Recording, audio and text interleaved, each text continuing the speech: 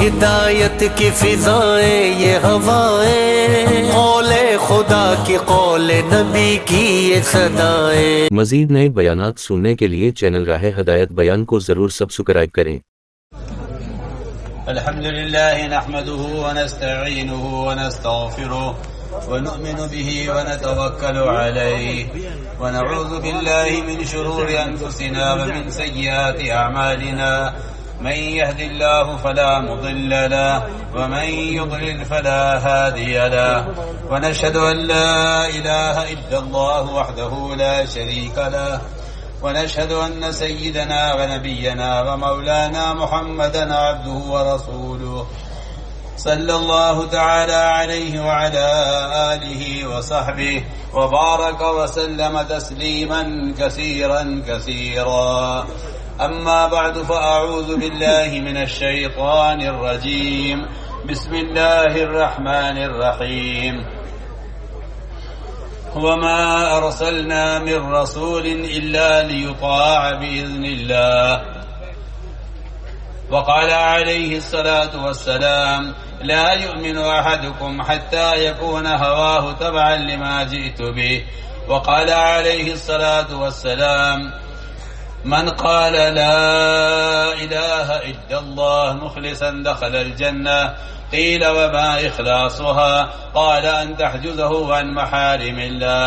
وقال عليه الصلاة والسلام: من رأى منكم منكرا فليغير بيده، فإن لم يستطع فبلسانه، فإن لم يستطع فبقلبه، وذلك أضعف الإيمان، أو كما قال عليه الصلاة والسلام. میرے انتہائی محترم بزرگوں، دوستوں، عزیزوں، اللہ رب العزت نے ہمیشہ کے لیے تمام کامیابیاں حال کے امر کے پورا کرنے میں رکھی ہیں،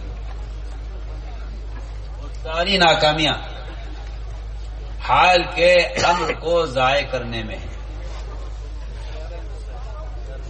اللہ رب العزت حال کا جو امر لاتے ہیں، وہ حال کا امر بر وقت اطاعت کرنے کے لیے کیا جاتا ہے کہ یہ ہماری بات کو فوراً پورا کرتے ہیں یا نہیں کرتے۔ اس لیے بہت دھیان سے بات کو سمجھنا ہے کہ حال کا امر ضائع کب ہو جاتا ہے؟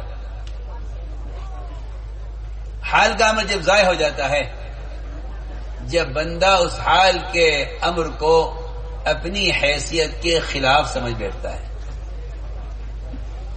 مجھے عرض کرنا ہے کہ حال کا امر اللہ تعالی لاتے ہیں کبھی حیثیت کے خلاف، کبھی حیثیت کے خلاف، کبھی ماحول کے خلاف، کبھی جذبے کے خلاف، کبھی معمول کے خلاف، اور کبھی اللہ حال کا عمل لاتے ہیں انسان کی اپنی ضروریات اور انسان کے اپنے بنیادی ضروریات کے خلاف بھی اللہ تعالیٰ حکم لاتے ہیں، یہ دیکھنے کے لیے کہ یہ ہماری بات مانتے ہیں یا نہیں مانتے۔ اللہ رب العزت عمل کرنے والوں پر اچانک یہ حکم لاتے ہیں یہ دیکھنے کے لیے کہ اب تک کی عبادت سے اور اب تک کی محنت سے ان کے اندر تواضع پیدا ہو رہی ہے یا ان کے اندر کبر پیدا ہو رہا ہے۔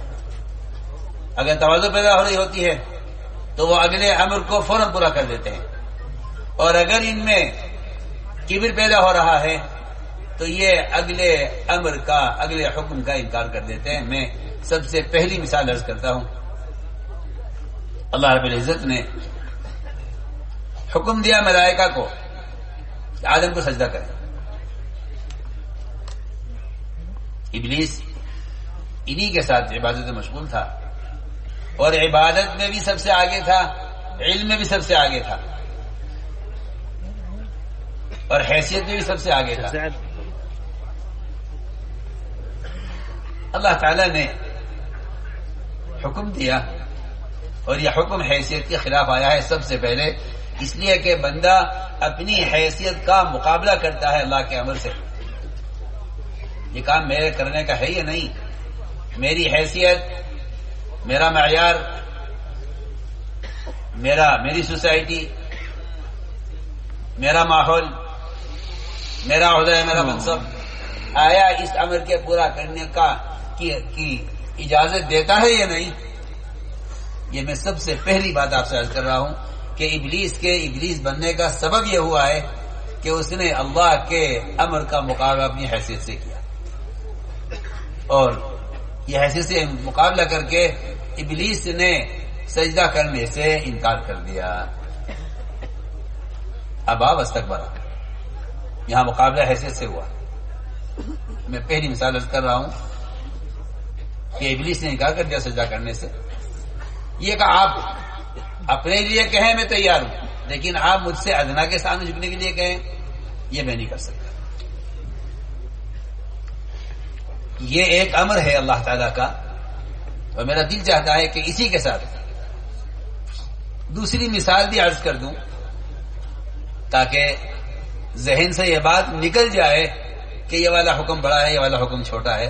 آج کل یہ بھی ایک بے دینی مسلمانوں میں عام ہے کہ یہ حکم بڑا ہے، یہ چھوٹا ہے۔ میں درمیان میں عرض کر دیتا ہوں کہ ادھر ابلیس نے اپنی حیثیت کی وجہ سے سجدہ کرنے سے انکار کیا ہے۔ حضور اکرم صلی اللہ علیہ وسلم نے ایک شخص کو بائیں ہاتھ سے لقمہ لیتے ہوئے دیکھا، آپ نے فرمایا کہ دائیں ہاتھ سے کھاؤ۔ ادھر ابلیس نے عذر کیا کہ میں ان کے سامنے نہیں جھک سکتا، ادھر اس کھانا کھانے والے نے، بائیں ہاتھ سے لقمہ لینے والے نے عذر کیا کہ میرا دائیں ہاتھ اٹھتا نہیں ہے۔ آپ صلی اللہ علیہ وسلم نے اس کو بددعا دی، فرمایا اللہ کرے تیرا یہ ہاتھ کبھی نہ اٹھے۔ ادھر ابلیس اللہ کو سجدہ کرنے سے محروم ہوا، ادھر یہ آدمی اپنے دائیں ہاتھ کی طاقت سے اس کے استعمال سے محروم ہوا ہے۔ حالانکہ وہاں سجدے کا حکم تھا اللہ کی طرف سے، یہاں دائیں ہاتھ سے لقمہ لینے کا حکم تھا اللہ کے رسول کی طرف سے۔ میں نے دونوں باتیں عرض کی ہیں، وہاں بھی یہی ہے ما منعہ الا الکبر، اس حدیث میں بھی یہی ہے ما منعہ الا الکبر۔ تو میں ایک بہت بنیادی بات عرض کر رہا ہوں کہ حال کے امر کو پورا کرنا اپنی حیثیت کے خلاف، معمول کے خلاف، حالات کے خلاف، طبیعت کے خلاف، جذبے کے خلاف، انشاءاللہ میں آگے اللہ توفیق دے گا تو عرض کروں گا کہ کس طرح آدمی کامیاب ہوتا ہے دین میں اور کس طرح دین پر چلتے چلتے ناکام ہو جاتا ہے۔ میرے عزیز دوستو بزرگوں، ایسا ہی امتحان، اطاعت کا امتحان انبیاء علیہ السلام کا بھی لیا جاتا ہے۔ اولاد کا ہونا ایک ایسا انسان کا فطری تقاضا ہے کہ وہ اس فطری تقاضے کو اللہ سے مانگتے بھی ہیں۔ زکریا علیہ السلام نے 120 سال کی عمر میں اور 90 سال کی بیوی کی عمر میں اللہ سے اولاد مانگی ہے، لیکن انبیاء کا اولاد چاہنا ہمارے اور آپ کی طرح نہیں ہوتا تھا، اپنی خواہش یا اپنی دنیا کے لیے، بلکہ وہ اللہ سے اولاد چاہتے تھے دین کی حفاظت کے لیے اور امانت کی حفاظت کے لیے۔ تو اللہ تعالیٰ نے 120 سال کی عمر اپنی اور 90 سال کی عمر حضرت زکریا علیہ السلام کی بیوی کی، اللہ تعالیٰ نے اس عمر میں اولاد عطا فرمائی۔ ابراہیم علیہ السلام کا امتحان تھا یہ۔ اگر ہم حکم دیں آپ کو اس بیٹے کو ذبح کر دو، تو کیا آپ اس کے ذبح کے بارے میں پوچھ بھی سکتے ہیں کہ کیوں، کیا وجہ ہے؟ علماء نے لکھا ہے جہاں تمام انسانی عقول کی انتہا ہوتی ہے وہاں سے وحی کی ابتدا ہوتی ہے۔ اس لیے شریعت کے کسی حکم میں کسی انسان، کسی مخلوق کے لیے کیوں کی گنجائش نہیں ہے کہ ایسا کیوں ہے۔ اللہ نے حکم دیا کہ ابراہیم اسماعیل کو ذبح کرو۔ ابراہیم علیہ السلام نے اسماعیل سے کہا اپنے معاملے میں خود غور کرو، تمہارا ذبح ہونا میرے حکم سے ہے یا تمہارا ذبح ہونا اللہ کے حکم سے ہے۔ بچے کو اخلاص سکھلانے کے لیے 2 جملے فرمائے، فانظر ماذا ترى، اپنے معاملے میں خود غور کے خود فیصلہ کرو تمہارا ذبح ہونا کس کے لیے ہے۔ بیٹے نے جواب دیا افعل ما تؤمر، ابا جان یہ مجھ سے پوچھنے کی بات نہیں ہے، یہ اللہ کے امر کے پورا کرنے کا موقع ہے، آپ کو اللہ نے جو حکم دیا آپ اسے پورا کیجیے۔ یہاں جذبہ ہے اولاد کے ہونے کا، وہاں جذبہ ہے اولاد کو ذبح کرنے کا۔ اگر ابراہیم علیہ السلام اللہ کے اس امر کو پورا کر رہے ہیں تو آپ اسے اندازہ کر لیجئے کہ محمد صلی اللہ علیہ وسلم کی بعثت ملت ابراہیم پر ہوئی ہے۔ آپ صلی اللہ علیہ وسلم نے ایک ایسے شخص کو پکڑا مدینے میں، سب نے صحابہ میں سے، جو اپنے باپ سے سب سے زیادہ محبت کرتے تھے، فرمایا یہاں آؤ، اپنے باپ کا سر کاٹ کر لاؤ۔ یہ صحابی سنتے ہی دوڑے فوراً، میں کہا جا رہا ہے؟ عرض کیا آپ کا حکم ہے؟ باپ کا سر لانے کے لیے جا رہا، آپ کا حکم ہے؟ فرمایا نہیں، یہاں آؤ، ہمیں رشتوں کو جوڑنے کے لیے بھیجا گیا ہے، بتوں کو توڑنے کے لیے بھیجا گیا ہے۔ ہم تو یہ دیکھنا چاہتے تھے کہ تمہیں اپنے باپ سے محبت زیادہ ہے، ہم سے محبت زیادہ ہے، تم امتحان میں کامیاب ہو گئے۔ میں دو مثالیں دے رہا ہوں، ادھر میں نے ابلیس کے سجدے سے انکار کی مثال دی ہے، اس کے مقابلے میں ایک بائیں ہاتھ سے لقمے کی مثال دی۔ ادھر ابراہیم علیہ السلام کو حکم ہے بیٹے کو ذبح کرنے کا، ادھر نبی حکم دے رہے ہیں باپ بیٹے کو، باپ کو ذبح کر، باپ کا سر لے کر آؤ۔ میں نے عرض کیا کہ اوپر سے لے کر نیچے تک سارے دین کا مدار اور کامیابی کی شرط وہ حال کے امر کا پورا کرنا ہے۔ چنانچہ ابراہیم علیہ السلام نے اس حال کے امر کو پورا کیا۔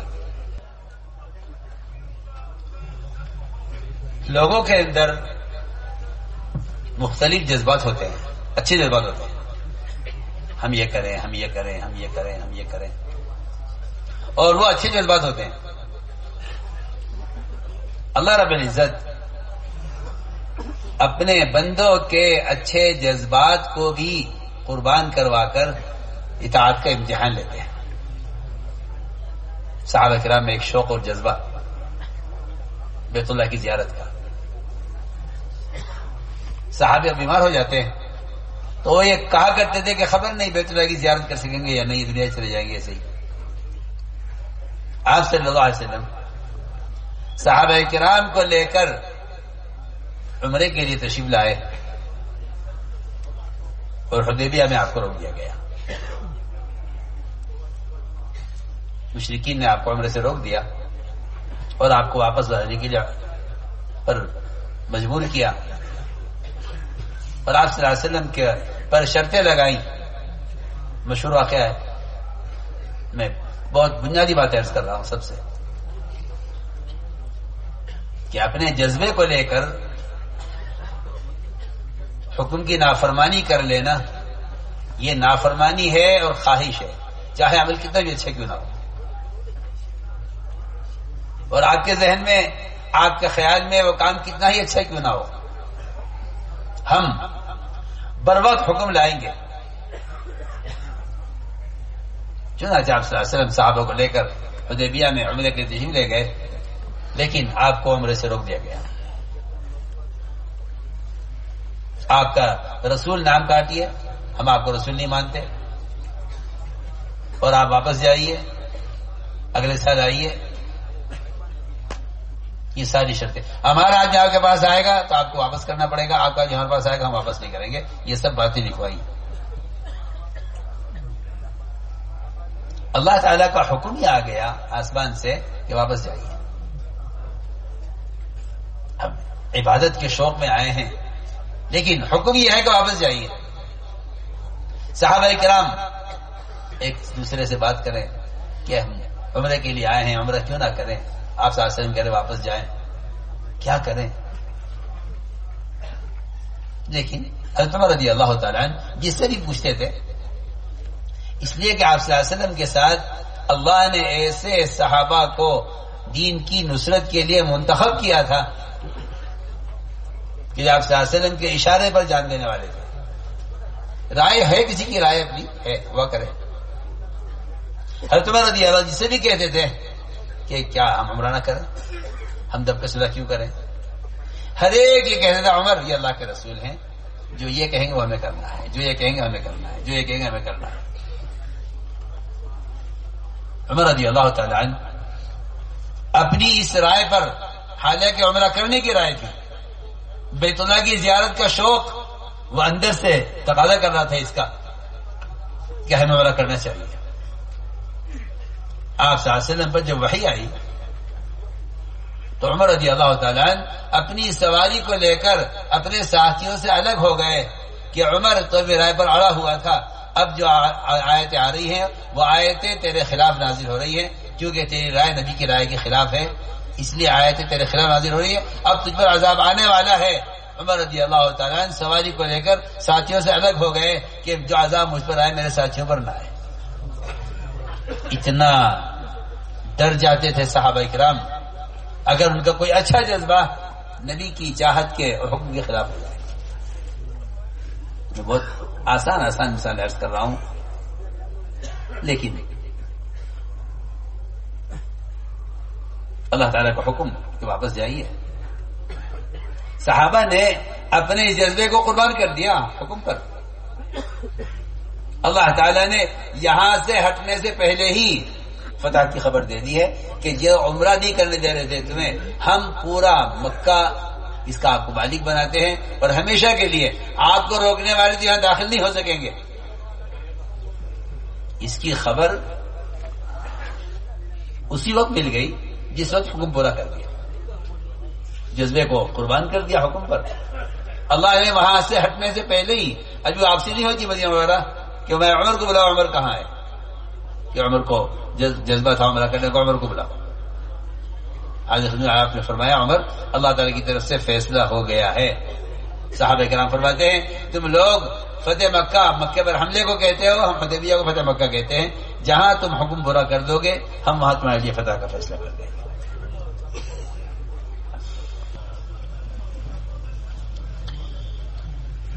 کبھی اللہ تعالی اپنے بندے کی اطاعت کا امتحان لینے کے لیے اس کے اپنے معمول کے خلاف حکم لاتے ہیں۔ سب سے بڑی عبادت اور سب سے بڑا اطاعت کا مظہر نماز ہے، عبدیت کا مظہر ہے نماز، اور نماز اطاعت کا سب سے بڑا موقع ہے۔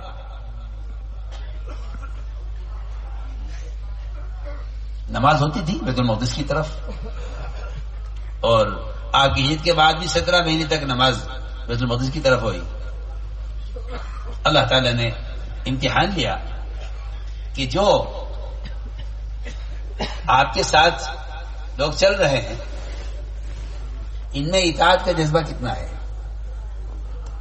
آیا یہ آپ کے کسی حکم کو پورا کرنے میں تاخیر کر دیتے ہیں یا آپ کے کسی حکم کے بارے میں یہ اپنی رائے داخل کرتے ہیں۔ اس امتحان کے لیے اللہ تعالی نے ایک معمول کا قبلہ ہوتے ہوتے اچانک حکم دے دیا۔ آپ صلی اللہ علیہ وسلم ظہر کی نماز انصار کے محل میں پڑھا رہے تھے، 2 رکعت ظہر کی ہو چکی تھی، 2 رکعت باقی تھی۔ اس درمیان میں حکم آیا کہ آپ رخ پھیر لیجئے بیت المقدس سے بیت اللہ کی طرف۔ آپ کے صحابہ، عورتیں، بچے، یہ سب آپ کے پیچھے نماز پڑھ رہے تھے۔ جب حکم نماز کے درمیان میں آیا تو آپ سے نماز کے دوران ہی گھوم گئے۔ یہ نہیں ہوا کہ اثر سے ادھر پڑھ لیں گے اب یہ نماز پوری کر لیں، یا نماز کے بعد حکم دیں گے، اللہ تعالیٰ کا حکم سنائیں گے لوگوں کو کہ بھئی یہ اب حکم آیا ہے بھی نماز میں، آؤ اثر سے ادھر پڑھ لیں گے۔ نہیں، اتنی بھی تاخیر نہیں ہوئی، اس میں اللہ کا حکم آیا اور اس حکم پر آپ صلی اللہ علیہ وسلم نے نماز کے دوران ہی عمل کیا، نماز کے دوران عمل کیا۔ آپ نماز میں گھوم گئے بیت اللہ کی طرف، یہ ایک معمول چل رہا تھا نماز کا، اچانک حکم کیوں آیا؟ ہم دیکھنا چاہتے ہیں تم میں کون ایسا ہے جو یہ سوال کرے کہ اس کو بدلنے کی کیا ضرورت تھی، معمول چل رہا تو چلتا رہتا. چنانچہ قرآن نے صاف کہا ہے کہ ہم نے قبلہ جو بدلا ہے صرف دیکھنے کے لیے بدلا ہے کہ کون ہے جو نبی کی اطاعت پر ہیں اور کون ہے جو اپنی اڑیوں کا بل پلٹ کر نبی کی مخالفت کرنے والے ہیں، اگرچہ وہ بھی قبلہ تھا. وما جعلنا القبلة التي كنت عليها الا لنعلم من يتبع الرسول ممن ينقلب على عقبيه. ہمیں چھٹائی کرنی ہے ان کی، کون اطاعت پر ہے اور کون نافرمانی پر. چنانچہ قرآن نے سفہا، بے وقوف اور احمق کہا ہے ان لوگوں کو جو محمد صلی اللہ علیہ وسلم کے کسی عمل کے بارے میں یہ سوال کریں کہ اس کی کیا ضرورت ہے اور اس کی کیا حکمت ہے. اللہ نے ان کو سفہا کہا ہے. اور اتنی قسم کے لوگ تھے کفار یہ کہتے تھے جب آپ ہمارے بتوں کو نہیں مانتے تو ہمارے قبلے کی طرف کیوں آئے. یہود کہتے تھے آپ ہمارے قبلے کی طرف تھے تو آپ ہمارا قبلہ کیوں چھوڑا ہے. اور تیسری قسم تو منافقین کی تھی، جو علماء نے لکھا ہے کہ تیسری قسم منافقین کی تھی. منافقین وہ ہوتے تھے جنہیں کرنا کچھ نہیں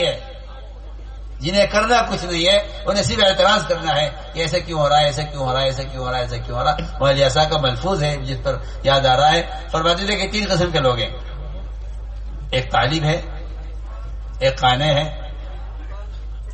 ایک تیسرا ناقد ہے، تنقید کرنے والا. طالب تو بہت آگے چلا جاتا ہے اپنی طرف سے، اور قانع کی ترقی نہیں کرتا، اس لیے کہ یہ اپنے موجودہ کام اور موجودہ اعمال پر قناعت کیے ہوئے کہ جتنا ہو رہا ہے کافی ہے. اور تیسری قسم معترضین کی ہے جن کا کام صرف اعتراض کرنا ہوتا ہے، انہیں کام کرنا نہیں ہوتا. تو یہ سفہا تین قسم کے لوگ تھے وہاں، ایک کفار، دوسرے یہود اور تیسرے منافقین. منافقین کا کہنا یہ تھا کہ جب ایک چیز معمول کی چل رہی تھی تو اس کو تبدیل کیوں کیا. ہم بہت بنیادی بات درس کر رہے ہیں. قرآن نے تینوں کو احمق اور بے عقل کہا ہے. تو یہ ایک حکم آیا اچانک کہ آپ رخ پھیر لیجیے بیت المقدس سے بیت اللہ کی طرف. ہم چھانٹنا چاہتے ہیں کون اطاعت پر ہے نبی کی، کون نافرمانی پر ہے. اس چھٹائی کے لیے حکم آیا ہے. تو میں نے عرض کیا کہ میں سب مثال عرض کر رہا ہوں، آگے عرض کروں گا کہ دعوت کے میدان میں اور جو ہے آگے معاملات میں اور آگے معاشرے میں کس طرح اللہ تعالیٰ کے احکام بر وقت پورے کیے جاتے تھے. تو کامیابی دعوت کے میدانوں میں بھی یہی بات تھی. میں عرض کروں گا انشاءاللہ. لیکن فی الحال میں کہہ رہا ہوں کہ عبادت میں بھی اللہ تعالیٰ نے یہ اچانک امتحان لیا کہ کون نبی کے ساتھ نماز میں شریک ہوتا ہے اور کون یہ کہتا ہے کہ چلو قبلے دو بنا لو، ایک ادھر بنا لو، ایک ادھر بنا لو، کبھی ادھر پڑھ لو، کبھی ادھر پڑھ لو.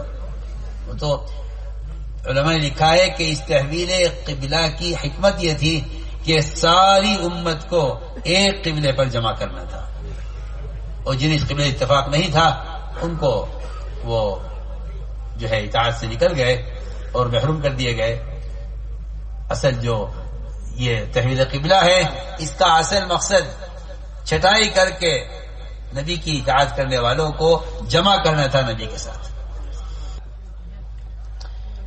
انسان کے اندر کچھ ضرورتیں ہیں، فطری تقاضے ہیں. نیند کا تقاضا، کھانے کا تقاضا، مال کا تقاضا. اللہ تعالیٰ نے انسان کو اسباب کا محتاج بنایا ہے،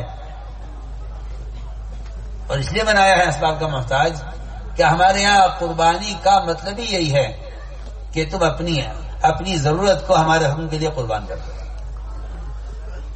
اس لیے غور کیا جائے اگر تو نیند کا تقاضا ہے نماز فرض ہے، مال کا تقاضا ہے زکوٰۃ فرض ہے، بھوک کا تقاضا ہے روزہ فرض ہے، شہوت کا تقاضا ہے زنا حرام ہے. ان تقاضوں کو قربان کرنا عبادت ہے. ان تقاضوں کو پورا کر لینا عبادت نہیں ہے، ان تقاضوں کو حکم پر قربان کرنا عبادت ہے. تو میں مثال عرض کر رہا تھا کہ آپ صلی اللہ علیہ وسلم کے ساتھ چلنے والا یہ اللہ کے منتخب کی ہوئی جماعت صحابہ کی ایک سفر میں تھے، کھانا ختم ہو گیا. بھوک ایک ضرورت ہے اور ایک فطری تقاضا ہے. کھانا ختم ہو گیا، کھانے کے لیے کچھ نہیں تھا. صحابہ کرام کے ساتھ سواریاں تھیں. اس زمانے میں گدھے کا گوشت حلال تھا اور گدھا حرام نہیں کیا گیا تھا. خیال یہ ہوا کہ بھوک کا تو علاج ہونا چاہیے. چنانچہ صحابہ کرام نے ایک گدھے کو ذبح کیا، اس کو گوشت بنایا. جب گوشت حلال گوشت تیار ہو رہا تھا اور بھوک صحابہ کو شدت کی لگی ہوئی تھی اور گوشت حلال گوشت سامنے تیار ہو رہا ہے، اللہ تعالیٰ دیکھ رہے ہیں یہ میرے بندے ہیں، میرے راستے میں نکلے ہوئے ہیں، ان کا کھانا ختم ہو گیا ہے، حلال گوشت تیار ہو رہا ہے. ہم امتحان لینا چاہتے ہیں کہ اگر کوئی ضرورت ان کی ہے اور ہم اس کے خلاف حکم لے آئیں تو یہ پورا کرتے ہیں یا نہیں کرتے. ابھی کھانا تیار ہو رہا تھا. روایت میں ہے کہ گوشت گلنے کے قریب تھا. اچانک آپ صلی اللہ علیہ وسلم کو وحی آئی کہ کہہ دو صحابہ سے کہ ہم نے اسی وقت گدھے کے گوشت کو حرام کر دیا. آپ صلی اللہ علیہ وسلم نے اب منادی سے کہا اعلان کر دو جا کے صحابہ میں کہ جو کھانا پکا ہوا ہے اس کو پھینک دیا جائے اور جو ہانڈی میں پکایا گیا ہانڈیوں کو توڑ دیا جائے. کیوں؟ اگر انہیں کھانے کے لیے اس گدھے کے گوشت کا متبادل مل جاتا پہلے پھر اس کو حرام کر دیا جاتا. آج مسلمان کی سوچ ہے کہ میں اگر حرام کما رہا ہوں تو میں اس وقت تک حرام کماتا رہوں گا جب تک بھی اس کو متبادل نہ مل جائے، اور وہاں حلال گوشت کو حرام کروایا ہے دیکھنے کے لیے کہ یہ ہماری بات مانتے ہیں نہیں مانتے. آپ غور کیجیے، سفر میں ہے، کھانے کے لیے کچھ نہیں ہے، جو حلال تھا اس کو اللہ نے اچانک حرام کر دیا. کوئی کہہ سکتا ہے کہ مدینے پہنچ جاتے پھر حرام ہو جاتا، اس وقت تو کھا لیتے. جان بچانے کے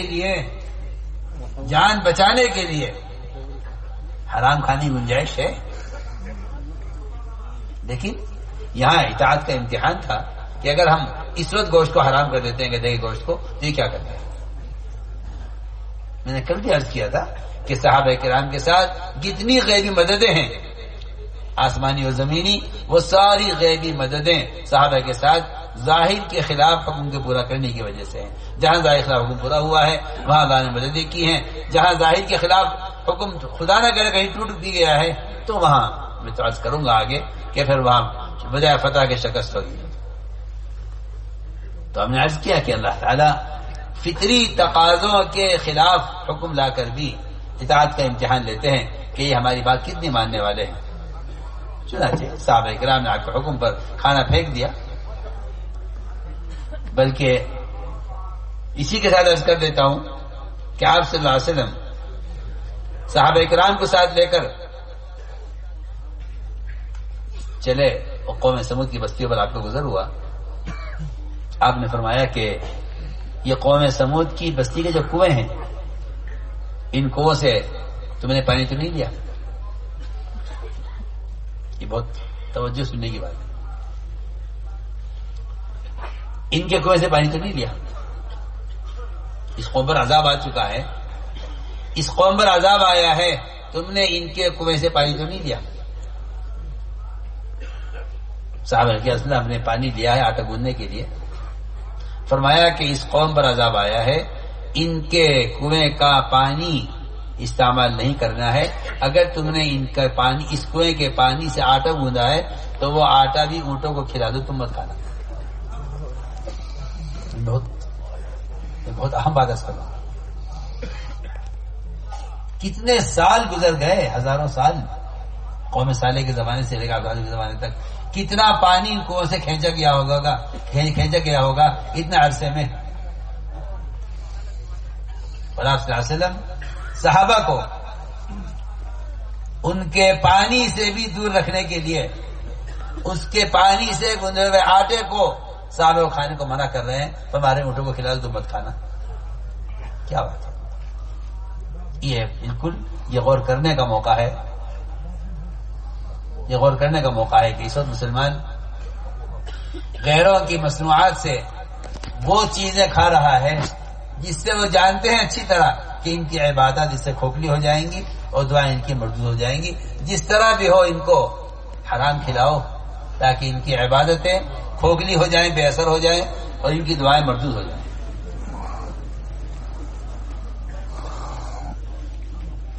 حضرت محمد کا ملفوظ یاد آتا ہے اس پر. فرمایا کرتے تھے کہ لوگ لقمے کو معمولی سمجھ کر کھا لیتے ہیں، حالانکہ لقمہ سمندر ہے اور خیالات اس کے موتی ہیں. جتنی گندی غذا ہوگی اتنے گندے خیالات ہوں.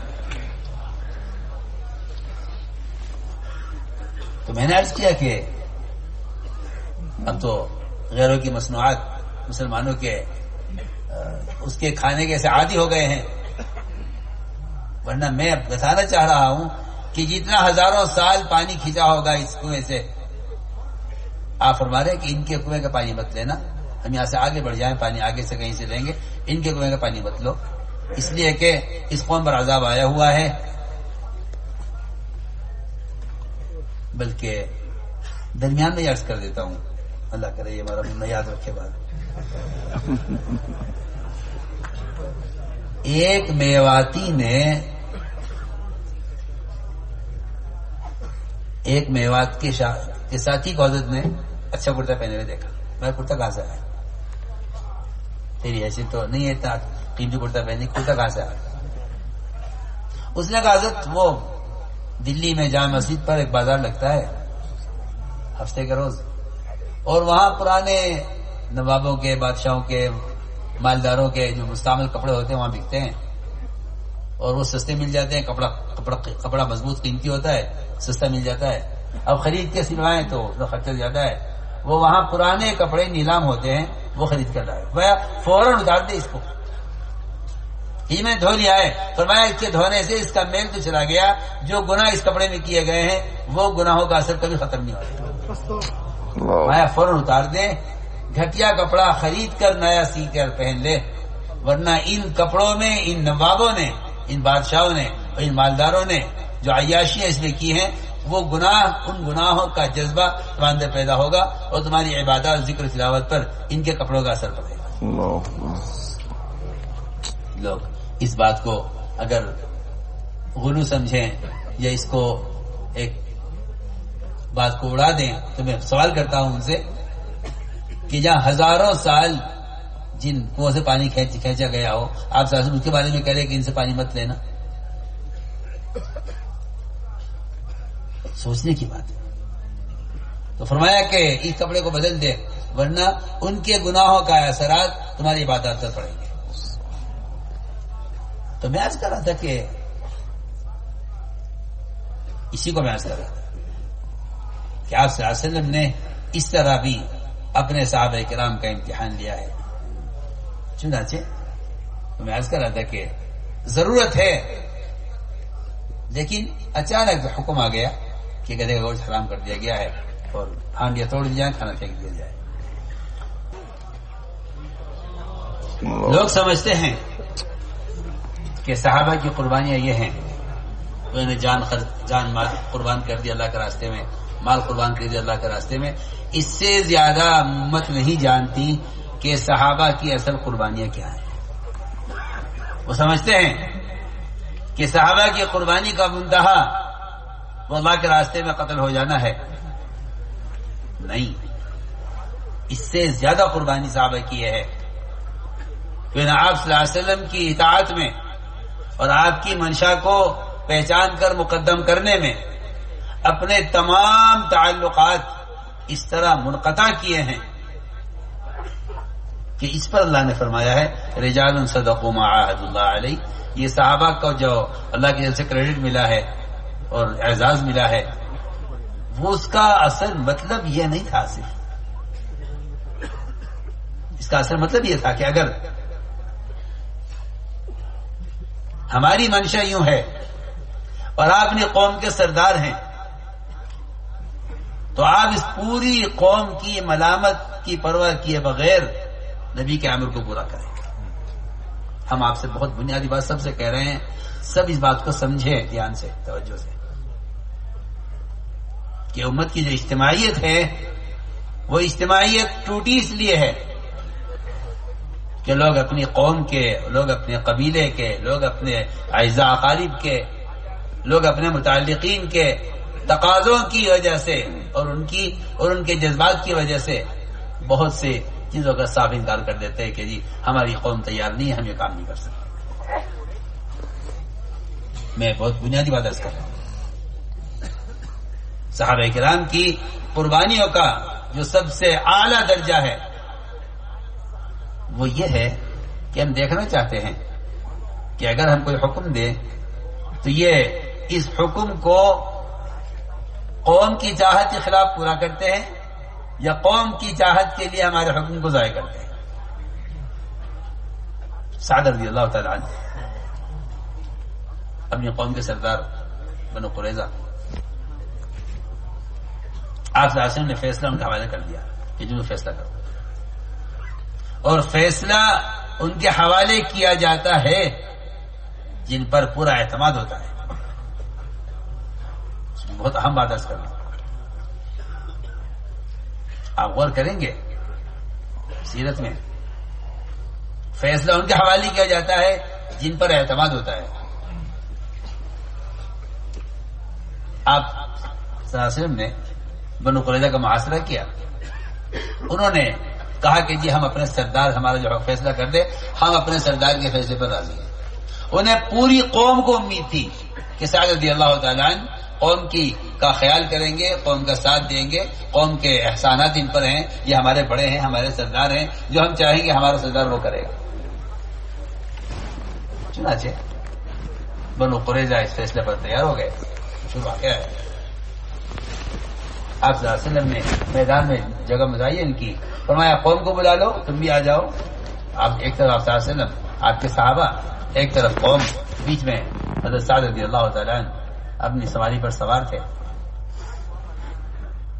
حضرت سعد نے پوچھا کہ یا رسول اللہ جو فیصلہ میں کروں گا آپ کو منظور ہوگا؟ فرمایا جو فیصلہ تم کو ہمیں منظور ہوگا۔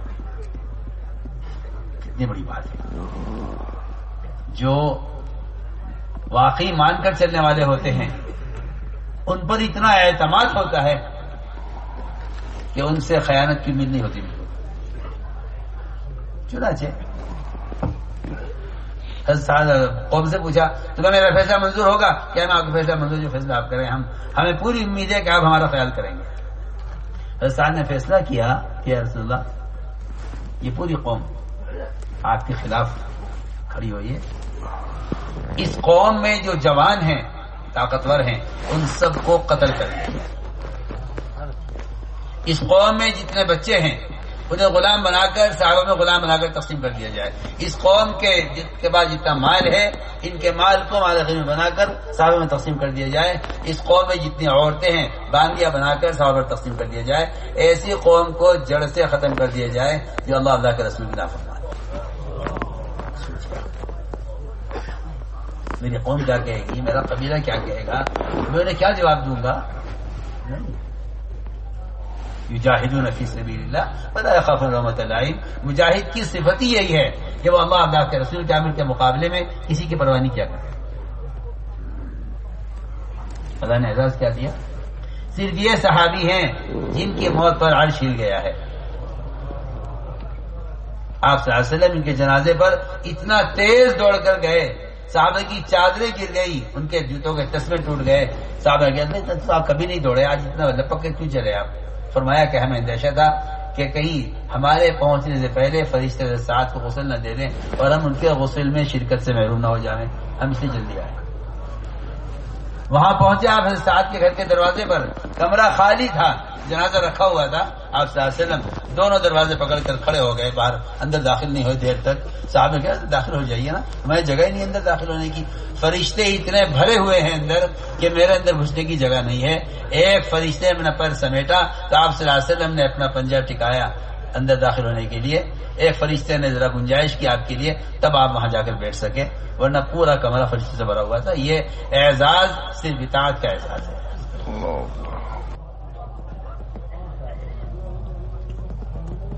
ایک ایسا اطاعت کرنے والوں کا مجموعہ، یہ اسلام کی ایک اتنی مضبوط دیوار تھی کہ جس میں داخل ہونے کے لیے کہیں کوئی سوراخ، کوئی دراڑ کہیں ملتی نہیں تھی. اجتماعیت. اس اجتماعیت کا جو اصل سبق تھا وہ صحابہ کرام کی بڑی بنیادی صفت وحدت کلمہ تھی. کس سب کی ایک بات. تو میں مثال عرض کر رہا تھا کہ جب قریش نے عہد توڑ دیا، جو صلح نامہ لکھا گیا تھا اس کی خلاف ورزی کی، تو فکر ہوا تو انہوں نے آپ صلی اللہ علیہ وسلم کے پاس ابو سفیان کو بھیجا وکیل بنا کر اپنا، کہ جا کے بات کرو اور ان کے مشورے والوں سے بات کرو.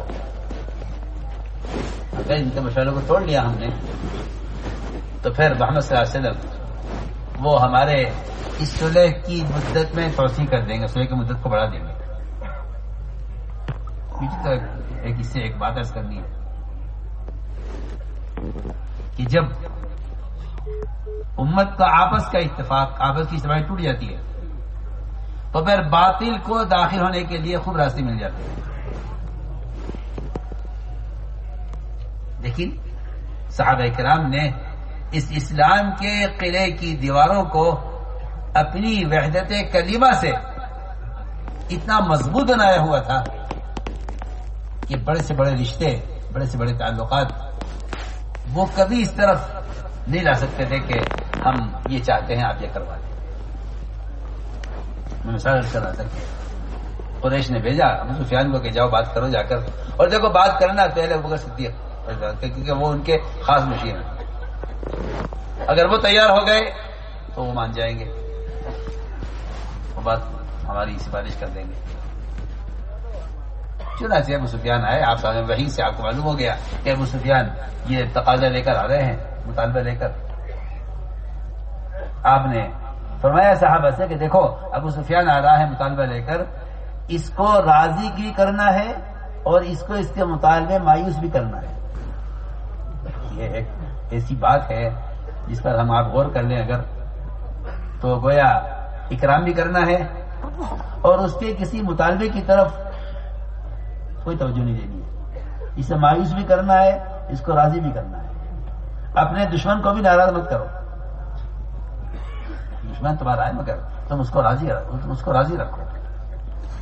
چنانچہ میں عرض کر رہا تھا کہ ابو سفیان آئے، آ کر ابو صدیق سے ملاقات کی. انہوں نے فرمایا کہ جو فیصلہ اللہ کا رسول کا ہمارا فیصلہ ہے.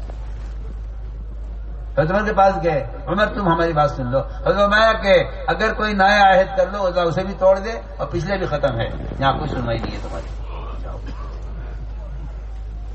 حضرت فاطمہ کے پاس گئے، جا کے فاطمہ سے کہا اے فاطمہ اگر تم اپنے ابا جی سے بات کر لو اور یہ کام کرا دو تو ہم تمہیں اپنی قوم کا سردار بنا لیں گے.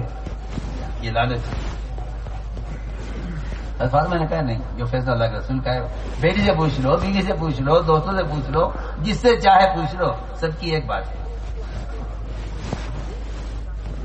بیٹی کے یہاں گئے محبوبہ کے پاس سے گئے، اس سے کہا کہ تم بات کر لو. انہوں نے کہا نہیں، کیا بات کر رہا ہے تو باپ کو صاف انکار کر دیا کہ جاؤ تمہاری جان خطرے میں جاتی ہے، جایا کرے، مگر میں اللہ کے رسول صلی اللہ علیہ وسلم سے آپ کے فیصلے کے خلاف باپ کے مطالبے کو پیش کروں؟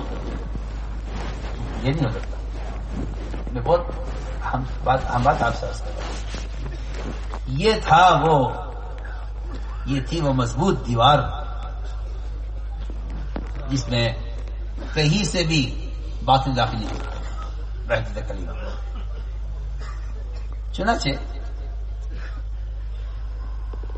عمر رضی اللہ عنہ معاملے میں اتنے سخت تھے، قرآن کی آیت کہ تیرت کی قسم یہ لوگ ایمان والے ہو نہیں سکتے جب تک ان کے دل میں رائے آپ کے فیصلے کے خلاف باقی ہے. یہ معلوم ہو سکتا ہے. چنانچہ دو آدمیوں میں جھگڑے لے کر عمر کے پاس آئے، آ کر عمر کے ساتھ بات رکھی کہ جی یہ اللہ کے رسول نے فیصلہ کیا ہے اور میرا ساتھی کہتا ہے مجھے منظور نہیں ہے، حق فیصلہ میرے حق میں ہو گیا ہے. تو نے پوچھا اس آدمی کی بات یہی ہے کہ ہاں جی بات یہی ہے، مجھے اللہ کے نبی کا فیصلہ مجھے منظور نہیں ہے. حضرت عمر اندر گئے، اندر سے تلوار اٹھا کر لائے، اس آدمی کو قتل کر دیا. فرمایا اگر تمہیں نبی کا حکم منظور نہیں ہے تو ہمیں تمہاری حیات منظور نہیں ہے. اس پر آیت نازل ہوئی فلا وربک لا یحکموک فیما شجر بینہم. یہ آیت اس پر نازل ہوئی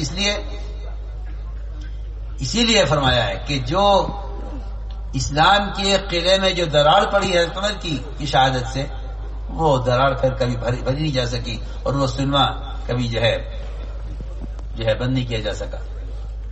ہم بہت بنیادی باتیں آپ سے عرض کر رہے ہیں کہ اپنے جذبات کو حکم پر قربان کرنا یہ قربانی ہے، اور اپنے اچھے جذبات کو پورا کر لینا حکم کے خلاف یہ نافرمانی اور خواہش ہے.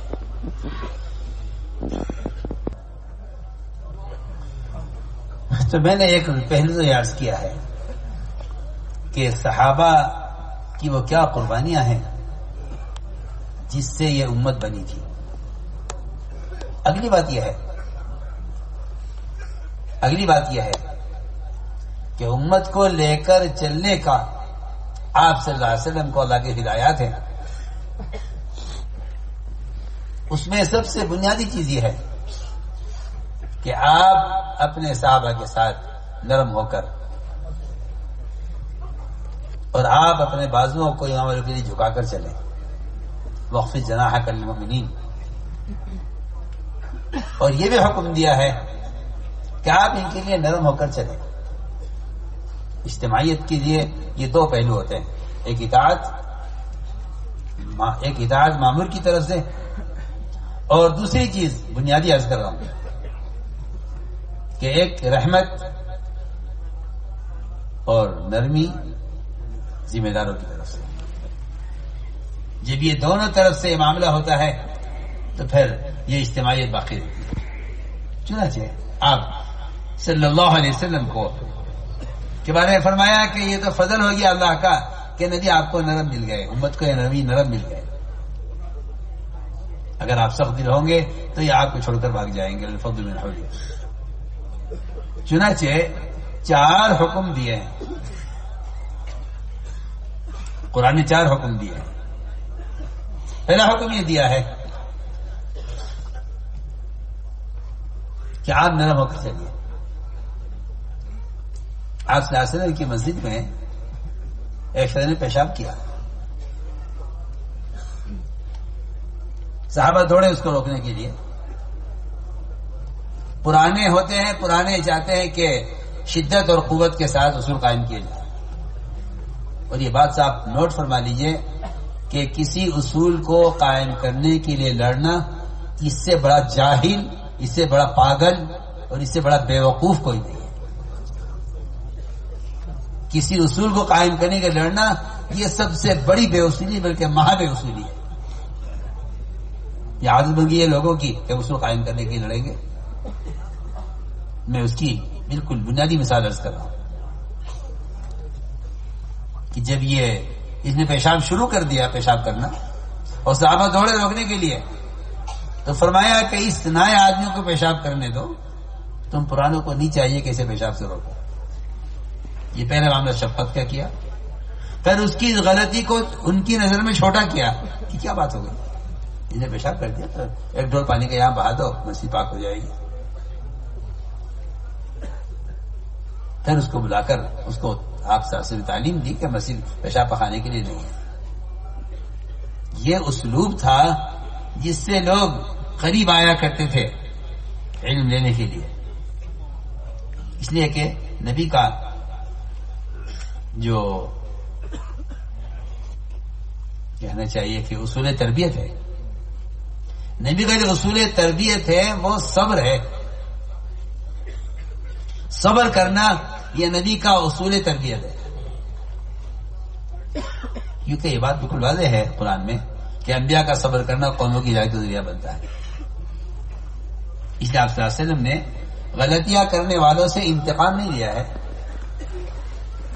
آپ کو لوگ قتل کرنے کے لیے آئے، آپ نے انتقام نہیں لیا. آپ صلی اللہ علیہ وسلم کو زہر دینے دیا گیا، آپ نے انتقام نہیں لیا. آپ صلی اللہ علیہ وسلم کو گرفتار کرنے کے لیے عیسیٰ کے جیسے لوگ آئے، آپ نے انتقام نہیں لیا. اس لیے کہ جہاں انتقام کا جذبہ ہوتا ہے وہاں اللہ کی قسم اغیار اور آپ تو کیا مسلمانوں میں آپس میں بھی اجتماعیت باقی نہیں رہے گی جہاں انتقام کا جذبہ ہوگا. تو آپ صلی اللہ علیہ وسلم کا صبر یہ ہے کہ آپ صلی اللہ علیہ وسلم نے انتقام کا جذبہ لے کر آنے والوں پر اپنی ہدایت کا، ان کی ہدایت کا جذبہ غالب رکھا. ان کی ہدایت کا جذبہ آپ کے دل میں تھا، اس کو غالب رکھا ان کے انتقام کے جذبے پر. اگر خدا نہ کرے ہم اور ہمارے مقابل کا جذبہ ایک ہے، ہم سے انتقام چاہتے ہیں، تو جہاں انتقام کے جذبات ہوتے ہیں وہاں ہدایت کا انتظام نہیں ہوتا. جہاں انتقام کا جذبہ نہیں ہوتا وہاں ہدایت کا انتظام ہوتا ہے. ایک نہیں سینکڑوں قصے ہیں. آپ صلی اللہ علیہ وسلم کے قتل کے ارادے سے عمر بن وہاب آئے، وہ اسلام میں داخل ہوئے. آپ کو زہر دینے والے، آپ کو گرفتار کرنے والے خود اسلام میں داخل ہوئے. تو میں نے عرض کیا کہ پہلا اصول یہ بتایا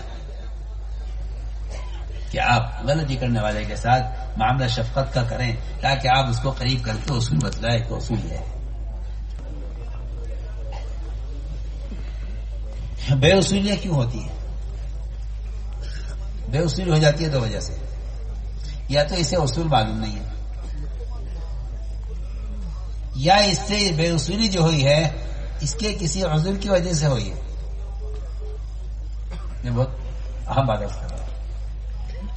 ساتھی بے اصولی کرنے والوں سے ڈر پڑتے ہیں اور یہاں تک فیصلہ کر لیتے ہیں کہ یہ آدمی ہماری جماعت میں سے نہیں ہے. یہ عالمی سطح پر ایک بہت بڑی غلطی کام کرنے والوں سے ہو رہی ہے کہ ہماری جماعت میں سے نہیں.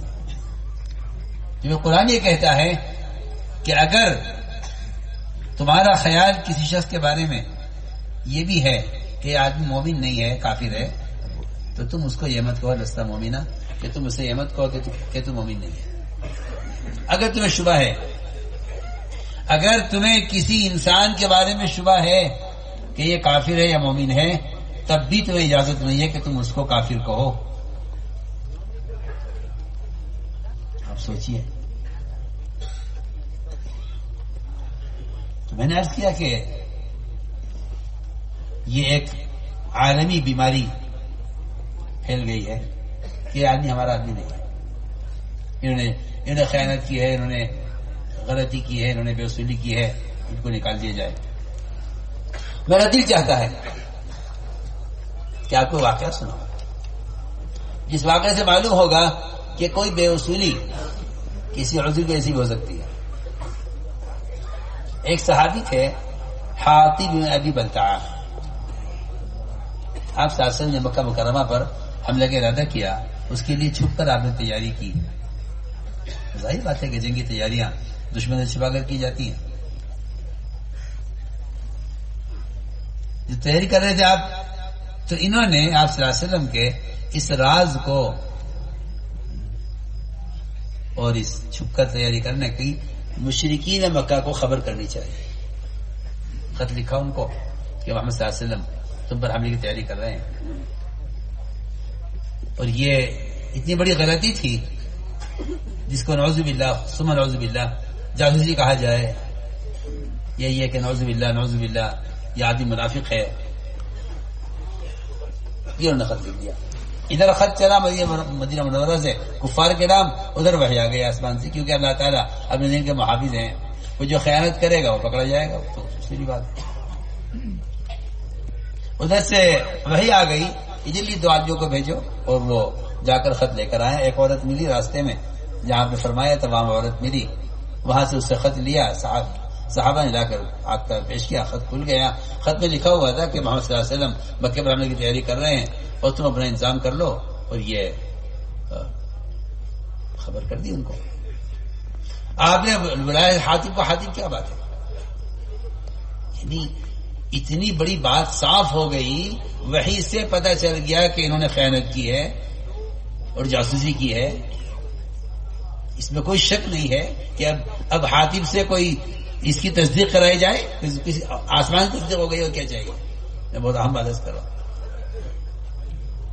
فرمایا اسے میرا حوالے کیجیے، یہ منافق ہے، میں اسے قتل کر دوں. نہیں ہمارا ایسا نہیں ہے، یہ ہمارا ساتھی ہے، اس سے یہ غلطی ہوئی ہے، اس سے پوچھو تم سے یہ غلطی کیوں ہوئی.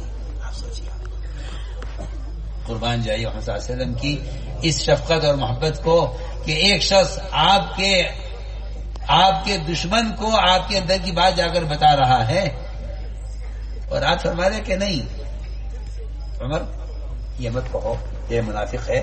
یہ تو بدری صحابی ہیں. اللہ علیہ بدر تم قد غفرت لکم کہ تمہیں تو اللہ بخش چکے ہیں، تم جو چاہے کرو. عمر ایسا نہیں ہے، پوچھو اس سے کیا وجہ کیا پیش ہے.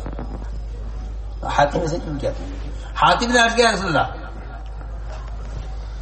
صلی اللہ علیہ وسلم بات اصل یہ ہے کہ اگر پوری دنیا کو بھی پتہ چل جائے کہ آپ پوری دنیا میں کی تیاری کر رہے ہیں، اللہ پھر بھی مدد آپ کے ساتھ ہے، اللہ آپ کو غالب کر کے رہیں گے.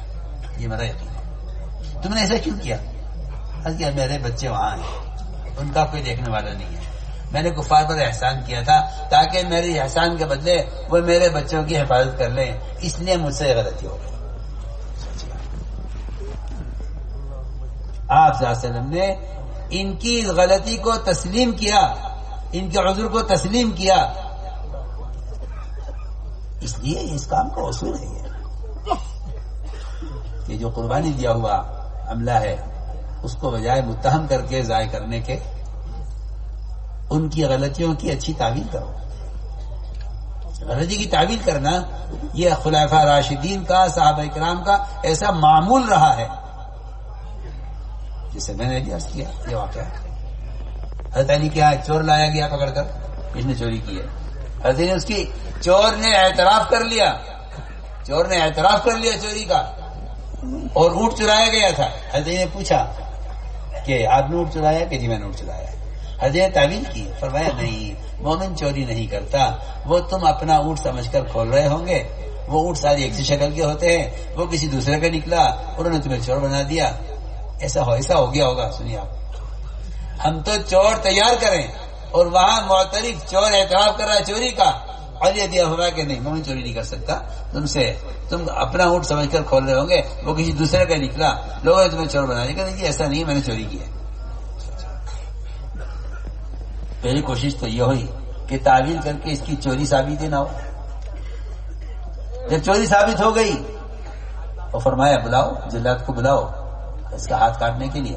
جلاد آ کر بیٹھ گیا اور رضی اللہ تعالیٰ مجلس سے اٹھ کر چلے گئے اور کہہ کر کہ جب تک میں نہ آؤں کچھ مت کرنا. حضرت علی تشریف آئے، آ کر پوچھا چور سے تمہیں چوری کی؟ بات طے ہو چکی، وہ اعتراف کر چکا. اب آپ حد قائم کیجئے، اس کو چور ثابت کر کے اس کا ہاتھ کاٹیے. پوچھا چور سے تمہیں چوری کی ہے؟ اس چور نے کہا نہیں جی میں نے چوری نہیں کی. فرمایا جاؤ چھٹی تمہاری. لوگوں نے کہا نہیں کیا میں؟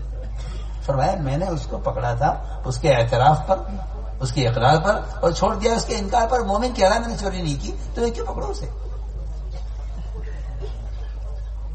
یہ ایک مزاج بنایا تھا امت کو بنانے کا اور امت کی اجتماعیت. اب سوائے تہمتوں کے الزامات کے کوئی کام نہیں رہ گیا ہے.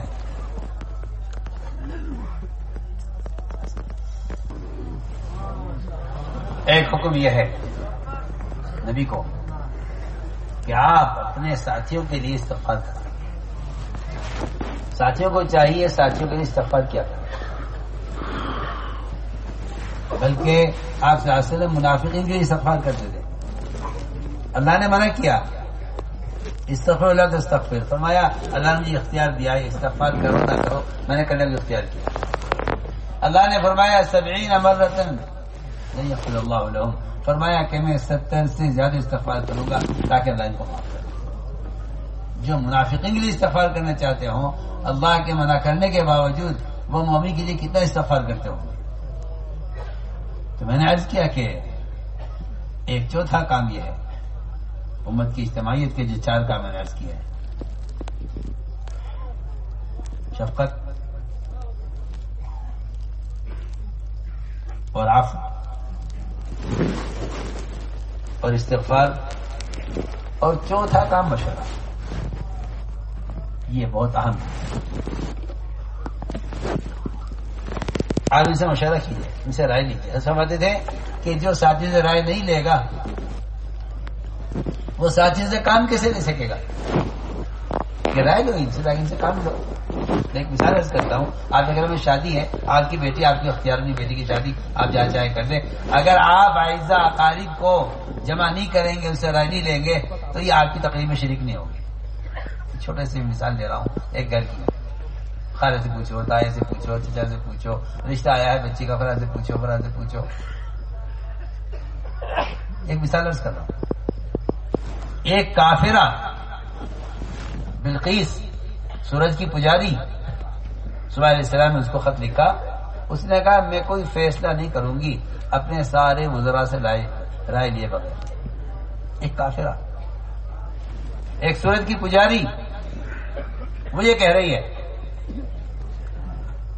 کہ میرے پاس پیغام آیا ہے صبح السلام کی طرف سے، دعوت نامہ آیا ہے، میں کوئی فیصلہ نہیں کروں گی تم سارے وزراء کی رائے کے بغیر، میں کوئی فیصلہ نہیں کروں گی. ما كنت قاطعة امرا حتى تشهدوا. ان سارے وزراء نے یہ کہا نحن اولو قوة واولو بأس شدید والامر الیک فانظر ماذا تعملون. ہم سب کے سب بڑے جنگجو، بڑے طاقتور ہیں، ہم سب آپ کے حکم کے تابع ہیں، جو فیصلہ آپ چاہے کریں ہم آپ کا ساتھ ہیں. آپ غور کریں کہ باطل کی اپنی طاقت جو خود بیان کر رہے ہیں. نحن قوة واولو بأس شدید والامر الیک، معاملہ آپ کے حوالے ہے، آپ یہ فیصلہ کریں. وہاں باطل کی قوت اس پر ہے کہ ہم آپ کے فیصلے کے تابع ہیں. یہاں مسلمان کا ذوق اس لیے ہے کہ ہم آپ کے فیصلے کے تابع نہیں. وہاں اتفاق اس لیے ہے کہ وہ کفر پر رہ کر اپنے وزیر کی اور اپنے بادشاہ کی بات پر سب متفق ہیں، اور بادشاہ خود یہ کہہ رہا ہے، ملکہ خود یہ کہہ رہی ہے کہ میں کوئی فیصلہ نہیں کروں گی جب تک میں اپنے سارے وزراء سے اس کے بارے میں رائے نہ لوں. بہت واضح بات ہے. ہمارا بنیادی طور پر مشورہ ہی ٹوٹا ہوا ہے. تو ہم نے عرض کیا کہ آپ سے صحابہ سے رائے لیا کرتے تھے، رائے کیا رائے. آپ نے کئی مرتبہ رائے لی، مہاجر رائے دیتے رہے، آپ رائے لیتے رہے. بہت دیر کے بعد پتہ چلا کہ نہیں، آپ انسان سے رائے لینا چاہتے ہیں. تو ہم نے عرض کیا دوستوں عزیزو، یہ ایک بنیادی فریضہ جو مجھ سے ٹوٹ گیا ہے وہ مشورہ ہے. اور اس مشورے کو قرآن نے نماز کے ساتھ بیان کیا ہے، اس کی اہمیت کو بتانے کے لیے، اس کی اجتماعیت کو بتانے کے لیے. اس کا پورا مشورہ نماز کی صفت پر ہے. اگر کسی کو عقل ہے تو وہ غور کر لے اس پر، یہ پورا مشورہ نماز کی صفت پر ہے. کوئی نماز چھوڑ کر توڑ کر بھاگ جائے کہ امام صاحب میں لقمہ نہیں لے رہے، میں نہیں پڑھوں گا، یہ ایسا ممکن نہیں ہے کسی مسجد میں کہ کوئی آدمی لقمہ دے، امام لقمہ نہ لے تو وہ نماز چھوڑ کر بھاگ جائے کہ نماز لقمہ نہیں لیتے. ممکن ہی نہیں ہے کہ اتنی بڑی جماعت نماز پڑھ رہی ہے، ان کی سب کی نماز ہو رہی ہے، تیری اکیلے کی نماز نہیں ہو رہی امام کے پیچھے. میں کہتا ہوں اس سے بڑا پاگل کوئی نہیں ہے جو رائے دے، اور اگر رائے سنی نہیں جائے تو پھر وہ جماعت چھوڑ کر ایک طرف ہو جائے کہ میں نماز نہیں پڑھتا ان کے پیچھے کیونکہ یہ میں رائے نہیں دیتے. میں تو بالکل آپ سے واضح طور پر عرض کرتا ہوں، سارا مشورہ نماز کی صفت پر ہے. ایک امام کا ہونا جس طرح نماز میں لازم ہے، اس طرح ایک ذمہ دار کا امیر کا ہونا جو ہے وہ مشورے میں لازم ہے. امام بھول گیا، امام کو لقمہ دے دو. لقمہ کون دے گا؟ بازار میں چلنے والا آدمی، باہر بیٹھا ہوا آدمی. لقمہ وہ دے گا جو امام کے ساتھ اس کی نماز میں شریک ہے، وہی لقمہ دے سکتا ہے. ورنہ آپ جانتے ہیں کہ احناف کا مذہب یہ ہے کہ اگر کوئی نماز سے باہر سے لقمہ دے گا اور امام لقمہ لے گا تو نماز سب کی فرض ہو جائے گی. ایک اصولی بات ہے، شریف بات ہے. آپ گشت میں آئیے، آپ ماحول میں آئیے، آپ جماعت کے ساتھ جڑیے، آپ اطاعت پر آئیے، رائے دیجیے. جو آدمی سارے نماز کے سارے اعمال میں شریک نہیں ہے وہ امام کو لقمہ کیسے دے سکتا ہے؟ جو سارے کام میں شریک نہیں ہے وہ آخر رائے کیسے پیش کر سکتا ہے کہ یوں کر لو؟ تو میں نے صاف طور پہ عرض کر دیا آپ سے کہ پورا مشورہ 100% نماز کی صفت پر ہے.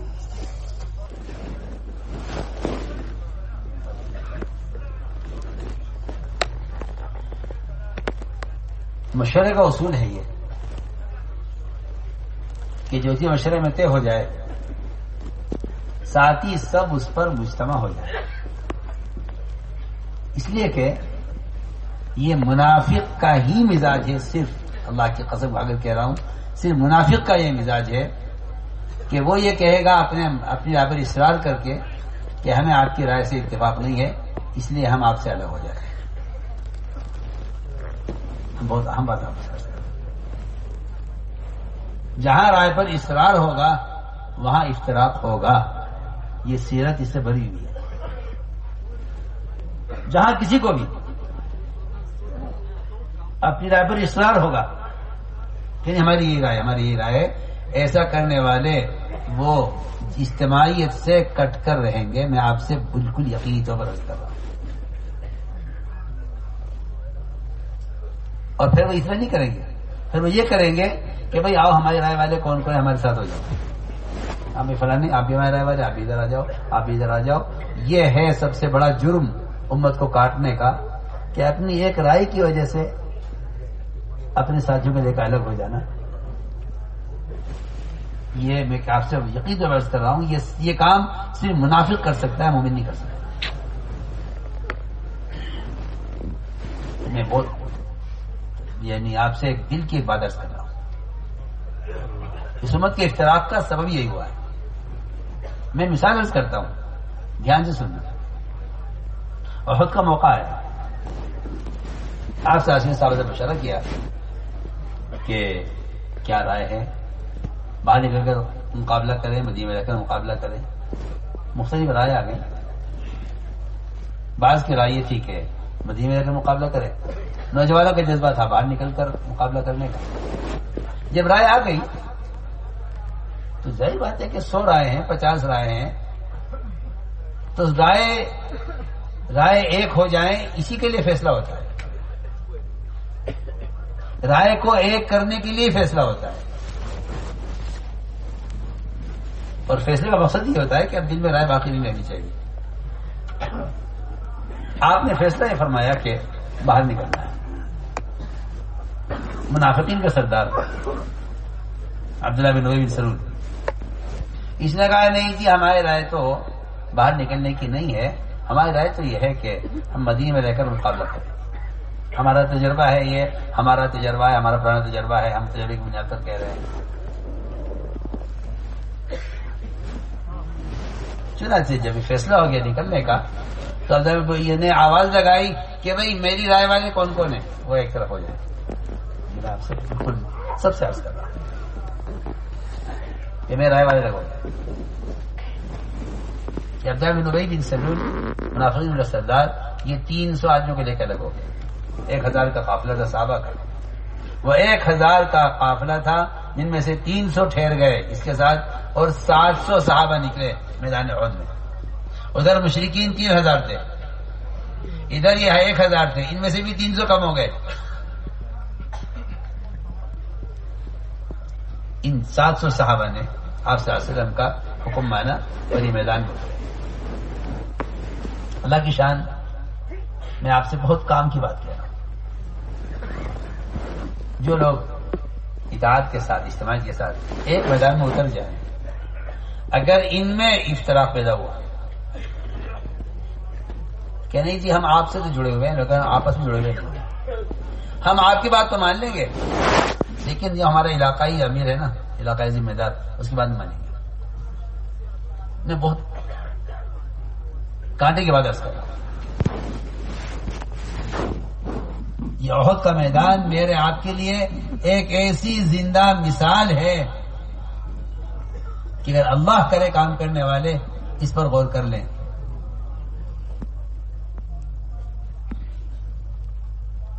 چنانچہ 700 صحابہ میدان میں اترے اور اللہ تعالی نے ان 700 صحابہ کو غالب کیا 3000 پر، اور بہت سا مال غنیمت میں چھوڑ کر دشمن بھاگا. لیکن وہ جو میں شروع سے کہہ رہا ہوں، پہلے بیان سے بات شروع کی ہے میں نے، حال کا امر پورا کرنا، حال کا امر پورا کرنا، وہی بات یہاں بھی کہنا چاہتا ہوں. کیونکہ اللہ تعالیٰ کا نظام یہ ہے کہ وہ ایک حکم دیں گے، اس کے مقابلے میں ایک اچھی چیز دکھلائیں گے، کہ دیکھیں یا حکم پورا کرتے ہیں یا اس چیز کے لیے حکم توڑ دیتے ہیں. چنانچہ صحابہ کو فتح ہو گئی، دشمن میدان چھوڑ کے بھاگ گیا، بہت سا مال غنیمت چھوڑ کر نکلے. ادھر صحابہ اترے میدان میں مال غنیمت سمیٹنے کے لیے. یہ 50 آدمی جو جب رومات پر تھے ان کے لیے حکم یہ تھا کہ تم یہاں سے مت ہٹنا. انہوں نے جب دیکھا کہ نیچے لوگ مال غنیمت سمیٹ رہے ہیں، ہم رہ جائیں گے، تو مال غنیمت کی فضیلت میں، اس کے شوق میں انہوں نے اپنے ایک علاقائی ذمہ دار عبداللہ بن جبیر جو ان کے امیر تھے 50 آدمیوں پر، ان پر اصرار کیا کہ آپ ہمیں اترنے دیجیے نیچے. انہوں نے کہا نہیں، اللہ کے رسول کا حکم یہ ہے فتح ہو جائے تب بھی یہاں سے نہیں ہٹنا ہے، اور اگر شکست ہو جائے اور ہماری لاشیں پڑی ہوئی ہوں زمین پر اور پرندے آسمان سے اتر کر ہماری لاشوں سے گوشت کھا رہے ہوں، ان پرندوں کو اڑانے کے لیے یہاں سے مت ہٹنا. یہ ہدایات کیا آپ صلی اللہ علیہ وسلم. ان 50 صحابہ میں سے 40 صحابہ نے انکار کیا اپنے امیر کا، بات نہیں مانی، نیچے اترے. ادھر سے پلٹ کر مشرکین نے حملہ کیا. سارا میدان صحابہ کے ہاتھ میں آنے کے بعد، فتح ہونے کے بعد دوبارہ شکست ہوئی. آپ صلی اللہ علیہ وسلم کے قتل کی خبر اڑ گئی، صحابہ کی ہمتیں ٹوٹ گئی، پورا میدان حاصل کر گئے. میں بہت آپ سے ضروری بات عرض کر رہا ہوں، اس لیے میرے دوستوں عزیزوں سمجھداری سے کام کرو. اپنے جذبات کو اس حد تک پہنچا دینا کہ وہ نافرمانی پر کھڑا کر دے اور بغاوت پر کھڑا کر دے، یہ کوئی عقل بندی کی بات نہیں. اس لیے میں نے عرض کیا کہ جہاں حال کا عمل پورا ہوا ہے وہاں میں عرض کر چکا ہوں فتح مکہ اسی حال کے عمل کے پورا کرنے پر ہے حدیبیہ میں، اور جہاں حال کا عمل ضائع ہوا ہے وہاں فتح کے ساتھ ساتھ شکست آئی ہے فوراً.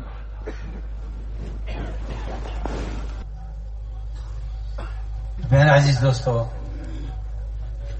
یہ کام جو ہے، اس کام میں چلنے کا پیٹرول، اس کام میں چلنے کا ایندھن اور اس کام میں چلتے رہنے کا جو بنیادی طاقت ہے اور سبب ہے وہ صرف صبر ہے. وہ صرف صبر ہے.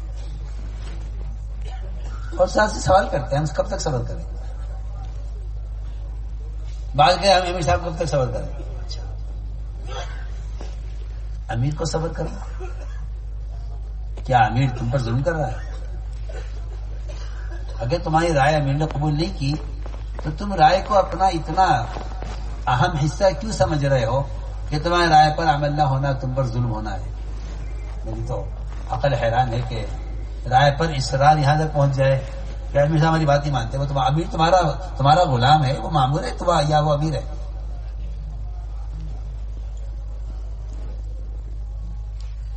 تو میں نے عرض کیا کہ حضور اکرم صلی اللہ علیہ وسلم نے اپنے صحابہ کے صبر کا ایک اندازہ کیا کہ میں دیکھوں تو صحیح صبر کب تک کریں گے. ابو ذر غفاری نے فرمایا، ابو ذر مسجد میں کیوں سوئے؟ عرض کیا اللہ میرا بھی گھر نہیں ہے، مسجد میں رہتا ہوں. آیا ابو ذر، ہمارے دنیا سے جانے کے بعد تم پر حالات آئیں گے، تم مدینے سے نکالے جائے گا، تم کیا کرو گے؟ عرض کیا کہ میں ملک شام چلا جاؤں گا، اب انبیاء کی زمین ہے، وہاں جا کر رہوں گا. فرمایا ملک شام والے تمہیں نکالیں گے وہاں کے عمرا، پھر تم کیا کرو گے؟ پھر مدینہ آ جاؤں گا، یہاں آ کر رہوں گا. فرمایا مدینے والے تمہیں پھر نکالیں گے، پھر کیا کرو گے؟ تو عرض کیا کہ پھر میں تلوار لے کر ان کا مقابلہ کروں. ہمارا ہرگز نہیں ابو ذر، ہرگز نہیں، ایسا مت کرنا ابو ذر. جہاں یہ تمہیں تقاضے پر بھیجے امیر، ان کی مان کر چلتے رہنا، اور جہاں تمہیں ساتھ لے کر جانا چاہیں تم ان کے ساتھ چلتے رہنا. تم اسی حالت پر مجھ سے آ کر قیامت میں ملنا حوض کوثر پر. گویا کہ صبر کی جو مدت ہے وہ حوض کوثر تک ہے. وہ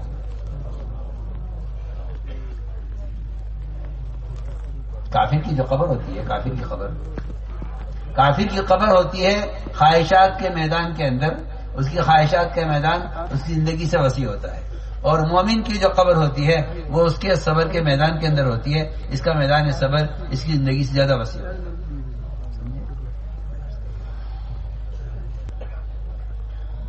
سنت یہ ہے کہ اگر مشورے کے فیصلے کے بعد کسی کے دل میں کوئی رائے آتی ہے تو وہ اس رائے کے لیے ماحول نہیں بناتا تباہ. میں بہت کام کی بات عرض کر رہا ہوں اور انشاءاللہ مجھے امید ہے کہ جو میں عرض کر رہا ہوں انشاءاللہ وہ آپ کریں گے. میں اس امید پر عرض کر رہا ہوں. میں بہت نقصان ہو چکا ہے اور اب میں عرض کر چکا ہوں کہ جو میدان میں اتر جائیں ان کو چاہیے کہ وہ ایک پل برابر بھی اپنے علاقائی ذمہ دار کی بھی نافرمانی نہ کریں. ورنہ عادت یہ بن گئی ہے کہ ہمیں رائے نہیں مان رہے نا، اسی لیے ہم اپنا مشورہ الگ کر لیتے ہیں، ہم اپنی مسجد الگ بنا لیتے ہیں. یہ ایک عادت بن گئی ہے اور یہ ایک ایسی عادت من سن سنتا سیئۃ فعلیہ وزرها وزر من عمل بها. یہ حدیث ہے کہ جو آدمی کوئی ایسا غلط طریقہ جاری کرے گا قیامت تک اس غلط طریقے پر عمل کرنے والوں کا گناہ اسی شخص کو ملتا رہے گا جس نے غلط طریقہ جاری کیا. تو میں اس کا طریقہ عرض کر رہا ہوں، تو بہت اہم بات ہے اور سنت اور حدیث نے اور صحابہ کے عمل نے اس کا طریقہ بتایا ہے. اس کا طریقہ کیا ہے؟ فیصلہ ہو چکا ہے کسی معاملے میں، اس فیصلے کے بعد کسی ساتھی کے دل میں کوئی رائے آتی ہے یا یوں فیصلہ تو ہو گیا لیکن اگر اس کے بجائے یوں ہو جاتا تو ایک راستہ تو ہے شیطانیت کا ہے، سیدھا سیدھا. وہ شیطانیت کا راستہ یہ ہے کہ یہ لوگوں سے ملاقاتیں کر کے کہے کہ بھئی فیصلہ تو یہ ہوا ہے مگر ہماری رائے ہے، تمہاری کیا رائے ہے. اس طرح یہ اپنے رائے کے لوگ تیار کر لیں. جو میں عرض کر چکا ہوں کہ عبداللہ بن ابی بن سلول نے یہی کیا تھا.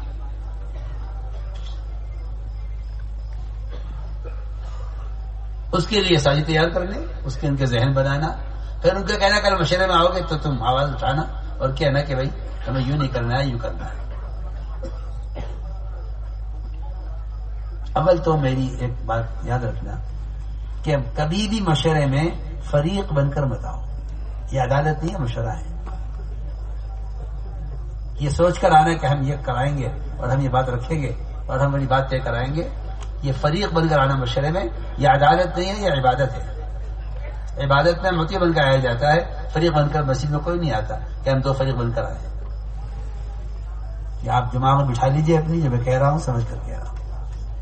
فریق بن کر آنا یہ عدالت میں آنا ہے. جھگڑالو بن کر آنا مشورے میں یہ عدالت نہیں ہے، یہ عبادت ہے. یہاں نماز کی طرح آؤ، اطاعت کی بنیاد پر آؤ.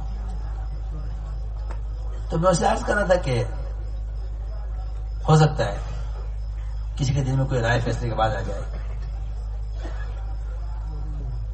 ایک شیطانیت کا راستہ ہے کہ آپ اپنی رائے کو لے کر اپنے دوستوں سے، متعلقین سے، اپنے محسنین سے ملاقاتیں کریں کہ بھائی ہماری رائے یہ ہے، فیصلہ دیا ہوا ہماری رائے ہے، بتاؤ بھائی ہماری رائے والے کون کا مسئلہ. میں کہہ چکا ہوں اس کو کہ یہ منافقین کا طریقہ تھا. مومن ایک مومن کے دل میں اچھی رائے آ سکتی ہے فیصلے کے بعد، وہ کیا کرے. حضور اکرم صلی اللہ علیہ وسلم نے بدر کے موقع پر مسلمانوں کے لیے جگہ طے کر دی کہ مسلمان کا لشکر یہاں رہے گا. ایک صحابی کو خیال آیا کہ بجائے یہاں کے اگر وہاں ہو، کیونکہ یہاں پانی نہیں ہے وہاں پانی ہے، لیکن فیصلہ ہو چکا. تو انہوں نے اپنی رائے کا کسی سے ذکر نہیں کیا کہ وہ جا کے اپنے ذہن کے خیال کے لوگ تیار کرتے جس سے مشورہ ٹوٹتا. انہوں نے آپ صلی اللہ علیہ وسلم کو تلاش کیا کہ آپ کہیں تنہا مل جائیں. یہ بھی نہیں کہ لوگوں کے سامنے رائے دیتے جا کر کہ ہماری رائے یہ ہے. آپ کے فیصلے کے بعد ہم سب کے سامنے رائے پیش کریں اپنی. انہوں نے آپ صاحب کو تنہائی میں چاہا کہ تنہائی ملاقات ہو جائے، تنہائی میں آ کے ملاقات کی.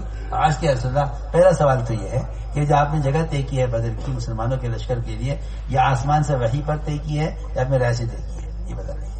اگر آپ وحی سے طے کیے تو ہم اس رائے کو دل سے بھی نکال دیں گے، سوچیں گے بھی نہیں. اگر آپ کے فیصلے سے ہوئی ہے، آپ کی رائے سے ہوئی ہے، تو اجازت ہے ہم کوئی رائے پیش کر سکیں. دیکھو یہ ادب ہے، یہ مشورہ کا ادب ہے. کیا اجازت ہے امیر صاحب ایک رائے پیش کریں؟ امیر صاحب کہ ہاں بتاؤ کیا رائے. تو ان صحابی نے آ کر آپ صلی اللہ علیہ وسلم کو تنہائی میں پایا اور عرض کیا رسول اللہ اگر یہ وحی سے ہے آپ کا فیصلہ اس جگہ کا تو میں کچھ نہیں بولتا، اور اگر آپ کی رائے سے ہے تو کیا اجازت ہے ہم رائے دیں؟ میں بتاؤ کیا رائے؟ جی ہماری رائے یہ ہے کہ وہاں پانی ہے، مسلمان پانی پر رہے ہیں تو بہتر ہے، عبادت کی بھی سہولت ہے، ضرورت کی بھی، پانی کی بھی ضرورت ہے، اور جو اعمال ہم وہاں کریں گے ان اعمال کے ماحول میں یہ کفار یہ پانی کی ضرورت کے لیے آئیں گے تو وہاں ہمارے اعمال کا ماحول دیکھ کر شاید ان میں دیگر افت پیدا ہو جائے۔ فرمایا کہ ہاں تمہاری رائے بالکل ٹھیک ہے، آپ نے ان صحابی کی رائے پر اپنا فیصلہ بدل دیا۔ کسی نے یہ نہیں کہا کہ نہیں جی وہ پہلے ٹھیک تھا یا آپ نے کیا کر دیا، جو حکم ہو اس وقت کا ہو۔ میں خود موٹی موٹی باتیں آپ سے عرض کر رہا ہوں کہ یہ مشورہ میں رائے بلند کرنا، عمر رضی اللہ آپ صلی اللہ علیہ وسلم صحابہ سے پوچھتے ہیں بھائی زور سے رائے دو، کیا کہہ رہے ہو؟ عمر ذرا زور سے بولو، کیا بول رہے ہو؟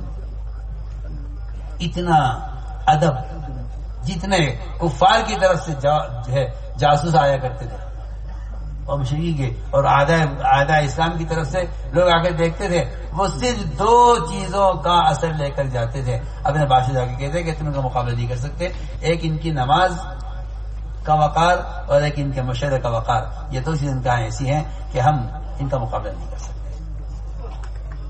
یہ دو چیزیں جاسوس جو آتے تھے کفار کی طرف سے آپ صلی اللہ علیہ وسلم کے آ کے مشورے کو دیکھ کے جاتے تھے، کیونکہ وہاں میٹنگیں ہوتی ہیں، آوازیں بلند ہوتی ہیں، یہاں مشورے میں اطاعت اور اجتماعیت ہے۔ تو یہ دو چیزیں صحابہ آنے والے کفار کو اور ان کے جاسوسوں کو یہ دو چیزیں سب سے زیادہ متاثر کرتی تھی کہ ایک ان کا مشورہ، ایک ان کی نماز، یہ دو چیزیں ایسی ہیں کہ ان کا مقابلہ نہیں کر سکتے۔ جب ساتھی اپنی باتیں اصرار کرتے ہیں تو میں عرض کر چکا ہوں کہ اصرار افتراق کا اصل سبب ہے، ہماری رائے یہ ہے۔ پھر وہ یہ کہتے ہیں ٹھیک ہے ہماری رائے رائے ہے، اس لیے ہم اپنا کام الگ کر لیتے ہیں، اپنا مشورہ آپ الگ کر لیں، اپنا مشورہ الگ کر لیتے ہیں۔ اور اتنا ہی نہیں بلکہ وہ افتراق کے لیے اپنی مسجد بنا لیں گے۔ میں بہت بنیادی بات عرض کر رہا ہوں اور قرآن سے سیرت سے عرض کر رہا ہوں کہ اپنی مسجد بنائیں گے کہ بھائی اپنی مسجد الگ بناؤ، اس لیے کہ ہمارا ان کے ساتھ ہماری رائے پر عمل نہیں ہو رہا ہے، ہماری مسجد الگ ہونی چاہیے۔ کیونکہ مسجد جو بنتی ہے، مسجد تو عبادت اجتماعیت کی بنیاد پر ہے۔ ایک مسجد ہے جس میں امام حنفی ہے، پیچھے شافعی، مالکی، حنبلی سب نماز پڑھ رہے ہیں۔ ایک مسجد ہے جس میں امام حنبلی ہے، پیچھے تینوں مذہب، چاروں مذہب کے لوگ نماز پڑھ رہے ہیں۔ لیکن یہ کہنا کہ نہیں کہ ہماری مسجد الگ ہوگی کیونکہ ہمیں آپ کے کام سے اختلاف ہے، تو مسجد کو الگ کرنا تفریق کی بنیاد پر، ہماری بات کو توجہ سننا، مسجد کو الگ کر لینا اپنا تفریق کی بنیاد پر، اس کی جب مذاہب میں گنجائش نہیں ہے تو پھر ایک مذہب والوں کے لیے کیا گنجائش ہو سکتی ہے؟ میں بہت بنیادی سوال آپ سے کر رہا ہوں۔ جو مذاہب اربعہ مذاہب حق ہیں ان میں مسجد کو تقسیم کرنے کی نہ کہیں گنجائش ہے نہ دنیا میں کہیں اس کی مثال ہے۔ یہ مثال آپ نے قائم کی ہے کہ ہماری مسجد الگ ہو جائے، ہم اپنی مسجد الگ بنا لیں گے، ہم الگ بنا دو تاکہ تم بھی کام کرو ہم بھی کام کرو۔ جس جگہ کو مشورے سے طے کر دیا جائے اس کے علاوہ کوئی جگہ قائم کرنا، یہ قرآن کہتا ہے کہ یہ تفریق کی بنیاد پر بنی ہے مسجد۔ کان کھول کے سنے سب۔ چنانچہ میں دل چاہتا ہے کہ واقعہ عرض کروں کہ چند نوجوان اپنے جذبے میں خلاف ہوئے اور انہوں نے مسلمانوں کے درمیان تفریق پیدا کرنے کے لیے الگ مسجد تیار کی۔ بالکل قرآن سے کہ تفریق المؤمنین، امام کے درمیان صرف تفریق پیدا کرنے کے لیے الگ مسجد تیار کی۔ کوئی گھر نہیں بنایا، کوئی حال نہیں بنایا، کوئی بلڈنگ نہیں بنائی، مسجد بنائی، مسجد کا نام رکھا، مسجد کے نام سے مسجد بنائی ہے۔ وہاں یہ لوگ اکٹھے ہوئے تو اللہ تعالیٰ نے حکم دیا اپنے نبی صلی اللہ علیہ وسلم کو کہ رسول اللہ یہ مسجد تفریق کی بنیاد پر بنی ہے، آپ اس میں ہرگز قدم مت رکھیں، لا تقم فیہ ابدا۔ اس کے مقابلے پر مسجد پرانی مسجد ہے، پہلا پرانا مرکز، پرانی مسجد جس کی بنیاد تقوی پر رکھی گئی ہے، آپ وہاں جڑیے، وہیں نماز پڑھیے، وہیں عبادت کیجیے، آپ وہیں جمیے، اور یہ جو نئی جگہ بنائی ہے اس میں آپ ہرگز قدم نہ رکھیں۔ آپ صلی اللہ علیہ وسلم نے جن نوجوانوں کو اکٹھا فرمایا، حکم دیا کہ جاؤ لکڑی اکٹھی کرو اور یہ جو مسجد بنائی ہے انہوں نے اس کو جلا دو۔ حالانکہ مسجد بنانے والے کے لیے تو جنت میں گھر بنتا ہے، اس کے لیے فضائل ہیں، میں آگ لگا دوں مسجد کو۔ صحابہ کو آپ نے حکم دیا، صحابہ نے لکڑی اکٹھی کی، اس کو جلا کے ختم کر دیا، اور وہ جو جگہ بنائی تھی وہ ختم ہو گئی اور زمین خالی ہو گئی۔ آپ نے ایک صحابی نے فرمایا کہ تمہارے پاس مکان نہیں ہے نا، تم یہ جگہ لے لو اور یہاں ہم نے گھر بنا۔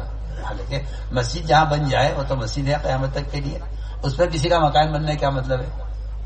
وہ یہاں مکان بنا لو۔ ان صحابی نے اس مسجد کی جگہ پر مکان بنایا اپنا، اور مکان بنا کر رہے اس میں۔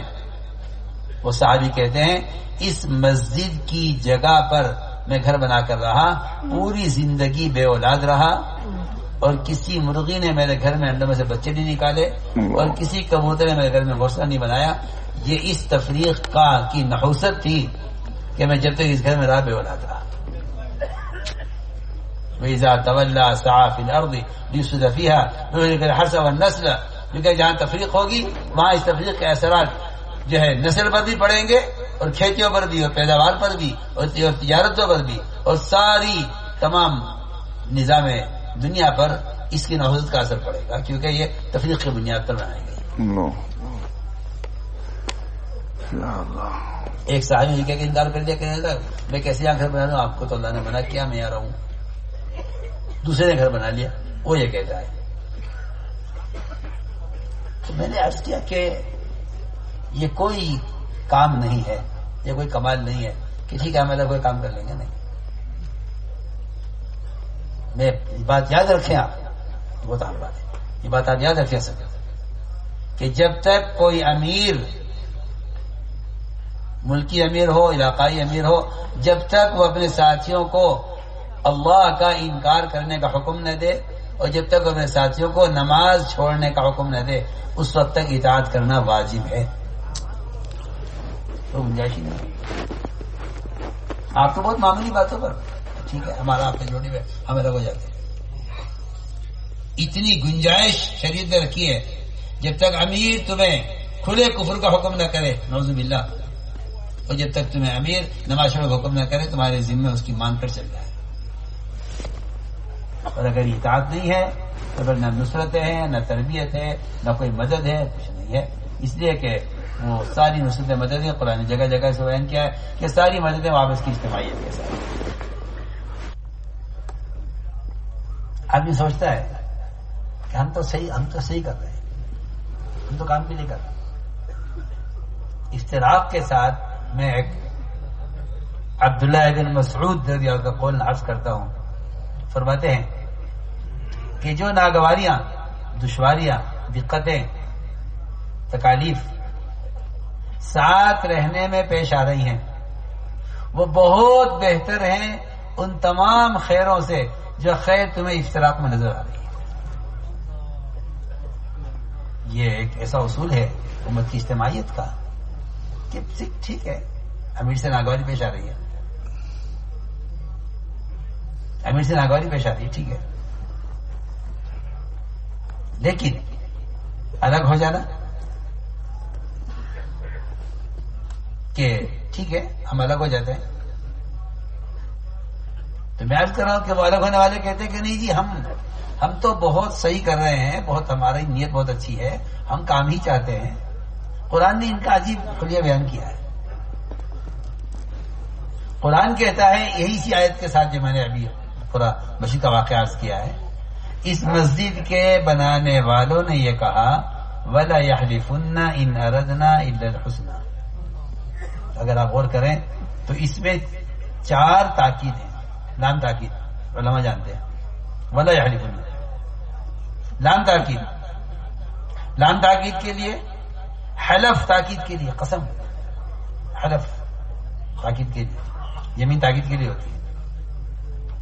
آگے نون وَلَا يَحْلِفُنَّ نون تاکید کے لیے.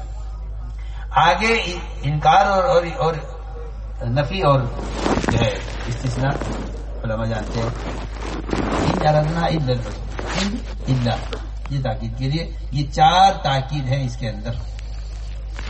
لام تاکید، حلف تاکید، نون تاکید، ان اردنا الا الحسنى چوتھی تاکید ہے. اور ان ساری قسموں کا اور ان سارے ارادوں کا جو جواب اللہ کی طرف سے وہ جواب یہ واللہ یشهد انهم لکاذبون کہ اللہ گواہی دے رہے کہ سب جھوٹ. میں تو آپ سے کھل کر عرض کر رہا ہوں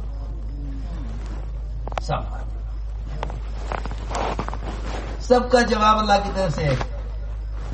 یہ قسمیں کھائیں، یہ تاکید سے کہیں، یہ لام تاکید، نون تاکید، حلف تاکید. اللہ فرما رہے ہیں وَلَا يَحْلِفُنَّ إِنْ أَرَدْنَا إِلَّا الْحُسْنَى وَاللَّهُ يَشْهَدُ إِنَّهُمْ لَكَاذِبُونَ. کہ جھوٹ کیوں؟ اس لیے کہ افتراق پر تو امت کی اجتماعیت کا کوئی نظام قائم ہو نہیں سکتا نا. قرآن صاحب نگار کرتے ساتھی سوچتے ہیں نہیں ہم کام کے لیے کر رہے ہیں، کام کے لیے کر رہے ہیں تو کام مل کے کام کریں.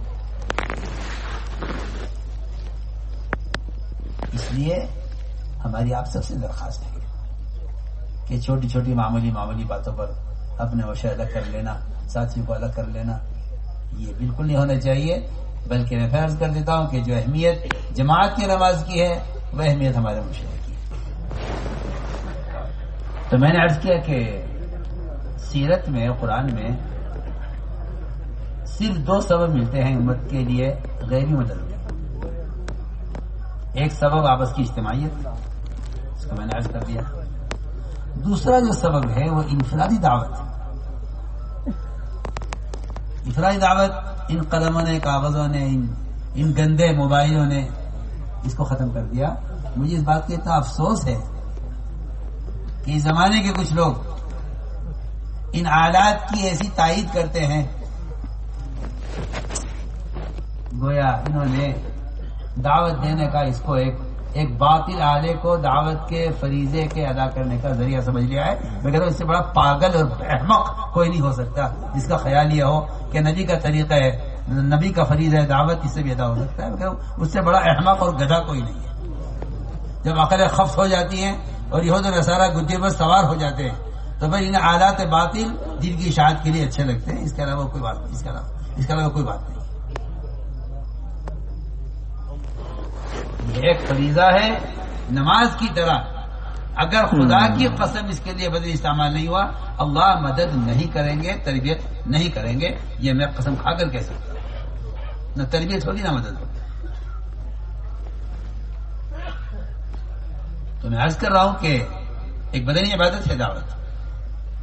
امت نے اس کو چھوڑ کر غیبی مددوں کے دروازے بند کیے. اور آپ غور کر لیجیے سیرت میں جتنی غیبی نصرتیں ہیں وہ سب کی سب انفرادی دعوت پر ہیں. آپ صلی اللہ علیہ وسلم سفر میں تھے. غیبی مدد کسے کہتے ہیں؟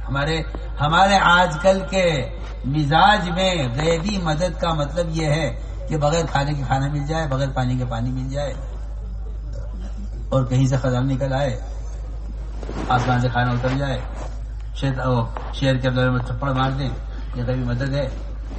میں تو حیران ہوں کہ غیبی مدد کیا تھی. لوگوں نے اپنی بشری حاجتوں کے ظاہر کے خلاف پورا ہونے کو مدد کا منتہا سمجھا ہوا ہے. میری بات کے الفاظ پر پورا غور کرنا جو میں کہہ رہا ہوں. لوگوں نے ظاہر کے خلاف بشری حاجتوں کے پورا ہونے کو مدد کا منتہا سمجھا ہوا ہے. یہ خیال بالکل غلط خیال ہے. غیبی نصرت کیا ہے؟ غیبی نصرت ظاہر کے خلاف حاجت کا پورا ہو جانا یہ غیبی نصرت کا تصور ہے مسلمانوں کے دماغوں میں، اور یہ صحابہ اکرام کے غیب سے ضرورت کے پورا ہو جانے کو سمجھتے ہیں کہ یہی ایمان کا انتہا ہے اور یہی مدد کا انتہا ہے، اور اسی کو غیب مدد کہتے ہیں۔ میں کہتا ہوں کہ نہیں، جب یہ نبی کی بعثت کا مقصد نہیں ہے کھانا پینا، تو پھر نبی کے ساتھ صحابہ کے ساتھ ظاہر کے خلاف ضرورت کا پورا ہو جانا یہ کیسے غیب مدد کا منتہا ہو سکتا ہے؟ میں ایک سوال سب سے کر رہا ہوں، غیب نصرت کیا ہے؟ غیب نصرت یہ ہے کہ یا تو باطل حق کو قبول کر لے ورنہ راستے سے ہٹ جائے، یہ غیبی نصرت ہے۔ آپ صلی اللہ علیہ وسلم ایک سفر میں تھے، خود جانتے ہیں، آپ ایک سفر میں تھے، اچانک ایک شخص کو آپ نے گزرتے ہوئے دیکھا، آپ نے آگے بڑھ کر اس کو دعوت دی، اس لیے کہ داعی نبی خود بڑھتے ہیں آگے دعوت دینے کے لیے، وہ اس کے اندر کے لوگوں کو میرے پاس لایا جائے۔ آپ آگے بڑھے، اس کو دعوت دی، اس نے کہا کہ آپ جو کہہ رہے ہیں اللہ ایک ہے اور آپ جو کہہ رہے ہیں کہ آپ اللہ کے رسول ہیں، اس پر گواہ کون ہے؟ فرمایا یہ درخت کھڑا ہے نا سامنے وادی کے کنارے پر، یہ درخت گواہی دے گا کہ میں اللہ کا رسول ہوں اور اللہ ایک ہے، توحید اور رسالت کی گواہی یہ دے گا درخت۔ نہیں کہا میرے صحابہ ہیں یہ ایمان لا چکے ہیں، تم بھی لے آؤ ان سے پوچھ لو، یہ سب گواہ ہیں میرے نبی ہونے کے، یہ گواہ ہیں میرے صحابہ۔ آپ نے گواہی کے لیے صحابہ کو پیش نہیں کیا، گواہی کے لیے اس درخت کو طلب کیا جو درخت وادی کے کنارے پر تھا۔ درخت زمین پھاڑتا ہوا آیا آپ کے سامنے آگے کھڑا ہوا، آپ نے 3 مرتبہ اس سے گواہی دی، 3 مرتبہ گواہی دی کہ بے شک آپ اللہ کے رسول ہیں۔ اس درخت سے آپ صلی اللہ علیہ وسلم کی رسالت اور اللہ کی توحید کی گواہی، یہ اس کو کہتے ہیں غیبی نصرت، جس پر اس شخص نے فوراً حق کو قبول کر لیا۔ تو ہم عرض کرنا چاہتے ہیں کہ مولانا صاحب کا ملفوظ ہے، چھپا ہوا ہے، ایک شخص نماز پڑھتا ہے، روزے رکھتا ہے، زکوٰۃ دیتا ہے، حج کرتا ہے، سارے اعمال خیر اعلیٰ درجے کے کرتا ہے، مگر یہ دیندار ہے، یہ اللہ کی قسم دین کا مددگار نہیں ہے، اور دین کی مدد عبادت پر نہیں ہوگی، دین عبادت پر کرامتیں ہو سکتی ہیں۔ سنو میں کیا کہہ رہا ہوں، آپ کی عبادات پر کرامتیں ہو سکتی ہیں، لیکن آپ کی عبادات پر نصرتیں نازل ہو جائیں، اس کا کئی ثبوت نہیں ہے، کئی ثابت نہیں۔ وہ تو قرآن شرط لگا دی ہے نا، ان تنصر اللہ ینصرکم، اگر تم دنیا میں دین کو قائم کرنے میں مدد کرو گے تو اللہ تمہاری مدد کریں گے، یہ شرط لگا دی قرآن نے، ان تنصر اللہ ینصرکم۔ اس لیے کہ نصرت کھانا کھلا دینا، پانی پلا دینا نہیں تھی، بلکہ نصرت یہ تھا کہ اس دین کو دنیا میں قائم کرنے کے لیے جو محنت مطلوب ہے وہ محنت دین کی نصرت ہے، عبادت کرنا دین کی نصرت نہیں ہے۔ مولانا ایسا کا چھپا ہوا ہے کہ جو آدمی عبادت کر رہا ہے وہ دیندار تو کہلائے گا مگر دین کا مددگار نہیں کہلائے گا۔ دین کا مددگار وہ شخص ہے جو لوگوں کو دین پر لانے کی کوشش کرے اور دین کو پوری دنیا میں قائم کرنے کی محنت کرے، وہ دین کا مددگار ہے۔ آپ صلی اللہ علیہ وسلم کسی انسان کا درجہ اس سے کم نہیں سمجھتے تھے کہ آپ اس کو خود دعوت دیں، اور اس میں آپ اپنے آپ کو اتنا تھکاتے تھے کہ اللہ کو بھی آپ پر رحم آتا تھا اور آپ کے صحابہ کو بھی آپ پر رحم آتا تھا، کیونکہ اصولی بات یہ ہے کہ داعی کا اپنے آپ کو مدعو کے لیے تھکانا یہی مدعو کی ہدایت کا اصل سبب ہے۔ کیا قرآن نے فیصلہ کیا ہے کہ انبیاء کا صبر قوموں کی ہدایت کا اصل ذریعہ ہے۔ اس لیے میرے محترم دوستو، ہر فرد کے ذمے ہے،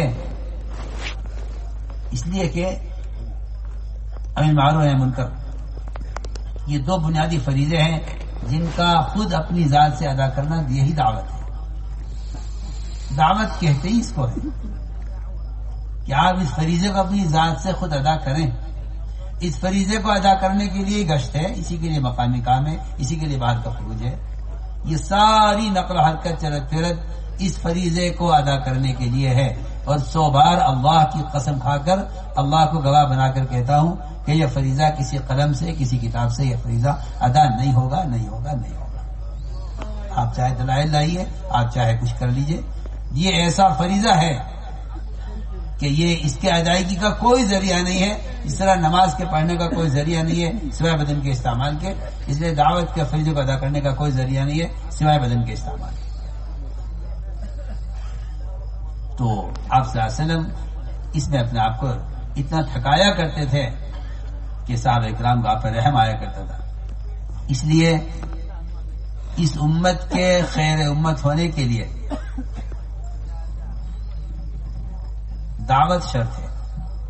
میں تو آپ سے ایک سوال کرتا ہوں، میرا سوال یاد رکھنا اور مجھے سے جواب بھی لینا، اس کا مجھے کیا جواب دیتا ہے. آج 1500 سال کے بعد مسلمان یہ کہتا ہے کیا ہم اس دعوت کے کام کو کیا بغیر خیر امت میں شامل نہیں ہو سکتے؟ ہم خیر امت میں ہیں جو کہ نبی کی امت میں ہیں. نہیں، میں کہتا ہوں کہ نبی کی امت میں ہونا خیر امت ہونے کا سبب نہیں ہے. سنو میں کیا کہہ رہا ہوں. نبی کی امت میں ہونا خیر امت ہونے کے لیے کافی نہیں. آج 1500 سال کے بعد مسلمان یہ کہتا ہے کہ کیا دعوت اللہ کے بغیر ہم خیر امت میں شامل نہیں ہو سکتے؟ جبکہ عمر رضی اللہ تعالیٰ عنہ آپ کے وہ صحبت یافتہ صحابی جن کے بارے میں فرمایا لو کان بعدی نبی لکان عمر، آپ کے مشیر خاص، آپ کی صحبت یافتہ، وہ کیا فرما رہے ہیں کہ اگر ہم نبی کے ساتھ رہ کر سارے اعمال کرتے، عبادات کے، اخلاق کے، اکرام کے، اعمال کے، اذکار کے، لیکن دعوت نہ دیتے تب نبی کے ساتھ رہ کے بھی خیر امت نہیں ہو سکتے. تو آج 15 سال کے بعد مسلمان دعوت اللہ کے بغیر خیر امت شامل کیسے ہو سکتا ہے؟ آپ سوچیے. آپ میری بات کا جواب دیجیے. کہاں سو رہے لوگ؟ کہاں سو رہے؟ ابھی بھی خیال یہ لوگوں کا کہ ایک تنظیم ہے جو تبلیغ جماعت چلا رہی ہے، ہمیں اس سے کیا مطلب ہے؟ ہمارے اور بھی کام کرنے کے ہیں. اور میں بنیادی بات آپ سے عرض کر رہا ہوں کہ یہ امت جتنے چاہے اعمال خیر کر لے، انفاق کے، عبادات کے، اذکار کے، لیکن یہ دعوت دوسروں کو دعوت دیے بغیر یہ امت کا ایک فرد بھی خیر میں شامل نہیں ہو سکتا. میں عمر کا قول نقل کر رہا ہوں. وہ فرماتے ہیں ہم نبی کی صحبت میں رہ کر سارے اعمال خیر کرتے مگر دعوت نہ دیتے تو نبی کے ساتھ رہ کر بھی خیر میں شامل نہیں ہو سکتے. تو آج 15 سال کے بعد ہم نبی کو مدد شامل ہو جائیں گے. دعوت اللہ کو شامل کر بتائیے. میرے دوستوں، اس راستے میں اللہ کا امر سمجھ کر نہیں. بس میں کہتا ہوں کہ کسی عبادت کو، کسی عمل کو اللہ کا امر سمجھ کر کرنا، یہی ایک استقامت کا سبب ہے. یہ کہہ رہے نکلنے کو، وہ کہہ رہے نکلنے کو، میرا دل لگتا ہے اس کام میں نہیں. تمام چیزوں پر جو سب سے بڑا غلبہ ہے وہ اللہ کے امر کا غلبہ ہے. جس کام کو اللہ کے امر کے بغیر کیا جا رہا ہے اس کام کو نہ چھوڑنے کا خوف ہوگا نہ کرنے کا شوق ہوگا. جس کام کو اللہ کا امر سمجھ کر کیا جائے گا اس کام کو آدمی اللہ کا امر سمجھ کر استقامت کے ساتھ وہی کام ہو سکتا ہے اس کو اللہ کا امر سمجھ کر کیا جائے. اس لیے اس راستے کا یہ خروج اور نقل و حرکت یہ اللہ تعالی کا وہ امر ہے جس کے چھوڑنے پر عذاب کی وعیدیں ہیں، چاہے قتال ہو یا نہ ہو. آپ میری بات نوٹ کر لیجئے، اس کو ذہن سے نکال دیجئے کہ یہ خروج کے فضائل قتال کی وجہ سے، اس کو ذہن سے نکال دیجئے. نفر بذات مقصود ہے، قتال بذات مقصود نہیں ہے. وہ ایک عارض ہے جس کو ہٹایا جائے گا راستے سے. رکاوٹ پیش آ گئی ہے، اس رکاوٹ کو ہٹانا قتال ہے. لیکن خروج اور نفر کا جو اصل مقصد تھا وہ اقامت دین ہے. ابوبکر صدیق رضی اللہ عنہ نے جب مدینہ کو خالی کرنے طے کیا تھا وہ مانعین زکوٰۃ کے لیے فارغ کیا تھا. وہاں کفار مقابلے پر نہیں آ گئے تھے. ان زکوٰۃ دینے والوں نے یہ نہیں کہا تھا کہ ہم آپ سے قتال کرنے کے لیے آئے، آپ کے قتال کے لیے آئیے. نہیں، کوئی قتال کا ذکر نہیں. مدینہ منورہ کو صحابہ سے خالی کرنے کا جو عزم کیا تھا ابوبکر صدیق رضی اللہ تعالی نے، وہ مانعین زکوٰۃ کو زکوٰۃ پر لانے کے لیے فیصلہ کیا تھا. اس لیے خروج اور نفر وہ اقامت دین کے لیے ہے. خروج اور نفر ارتداد کو روکنے کے لیے ہے، امت مسلمہ کو اللہ کے فرائض پر جمع کرنے کے لیے ہے۔ جو اہمیت ان چیزوں کی ہے، اللہ کی قسم وہ اہمیت اس راستے میں نکلنے کی ہے۔ لوگوں نے اس کام کو ہلکا اس لیے کیا ہے کہ دین سیکھنے کا ایک مدرسہ ہے، اور بھائی مدرسے اور بھی ہیں، اور بھائی دین سیکھنے کی ایک تحریک ہے، کتاب لے کے سیکھ لو، امام صاحب سے سیکھ لو، نکلنا کیا ضروری ہے۔ میں حیران ہوں، والیہ صاحب کی بات نقل کر رہا ہوں، فرماتے تھے اس کام کو نہ سمجھنا ہے یہ کہہ دینا کہ دین سیکھنے کا ایک مدرسہ ہے، اس لیے اس کو اہمیت نہیں دی جاتی۔ حالانکہ خروج کا جو اصل مقصد ہے امت مسلمہ کو اجتماعی طور پر اللہ کے فرائض پر جمع کرنا اور امت مسلمہ کو ارتداد سے بچانا، اور اسی غرض کے لیے یہ سارا اکرام کا نظام ہے کہ جس سے امت پلٹ کر ان ضابطوں پر آئے جو ضابطوں پر رہی اور جس سے امت مسلمہ مجتمع بھی تھی، اور پورا دین پوری امت کے اندر عبادات عقائد سے لے کر معاشرے تک پورا دین عملی طور پر موجود تھا۔ ایک سال کا خروج اگر چھوٹ جائے تو واقعی میں عرض کرتا ہوں کہ اس کام سے مناسبت کا تقاضا یہ ہے کہ ایسا غم ہو جیسا کوئی کبیرہ گناہ ہو گیا، سچی بات ہے۔ اس لیے کہ دعوت کے چھوڑنے پر جو وعیدیں ہیں، دعوت کو چھوڑنے پر جو وعیدیں ہیں وہ ساری وعیدیں کبائر کے کرنے کے برابر احادیث کے اندر موجود ہیں، اس کا کوئی انکار نہیں کر سکتا۔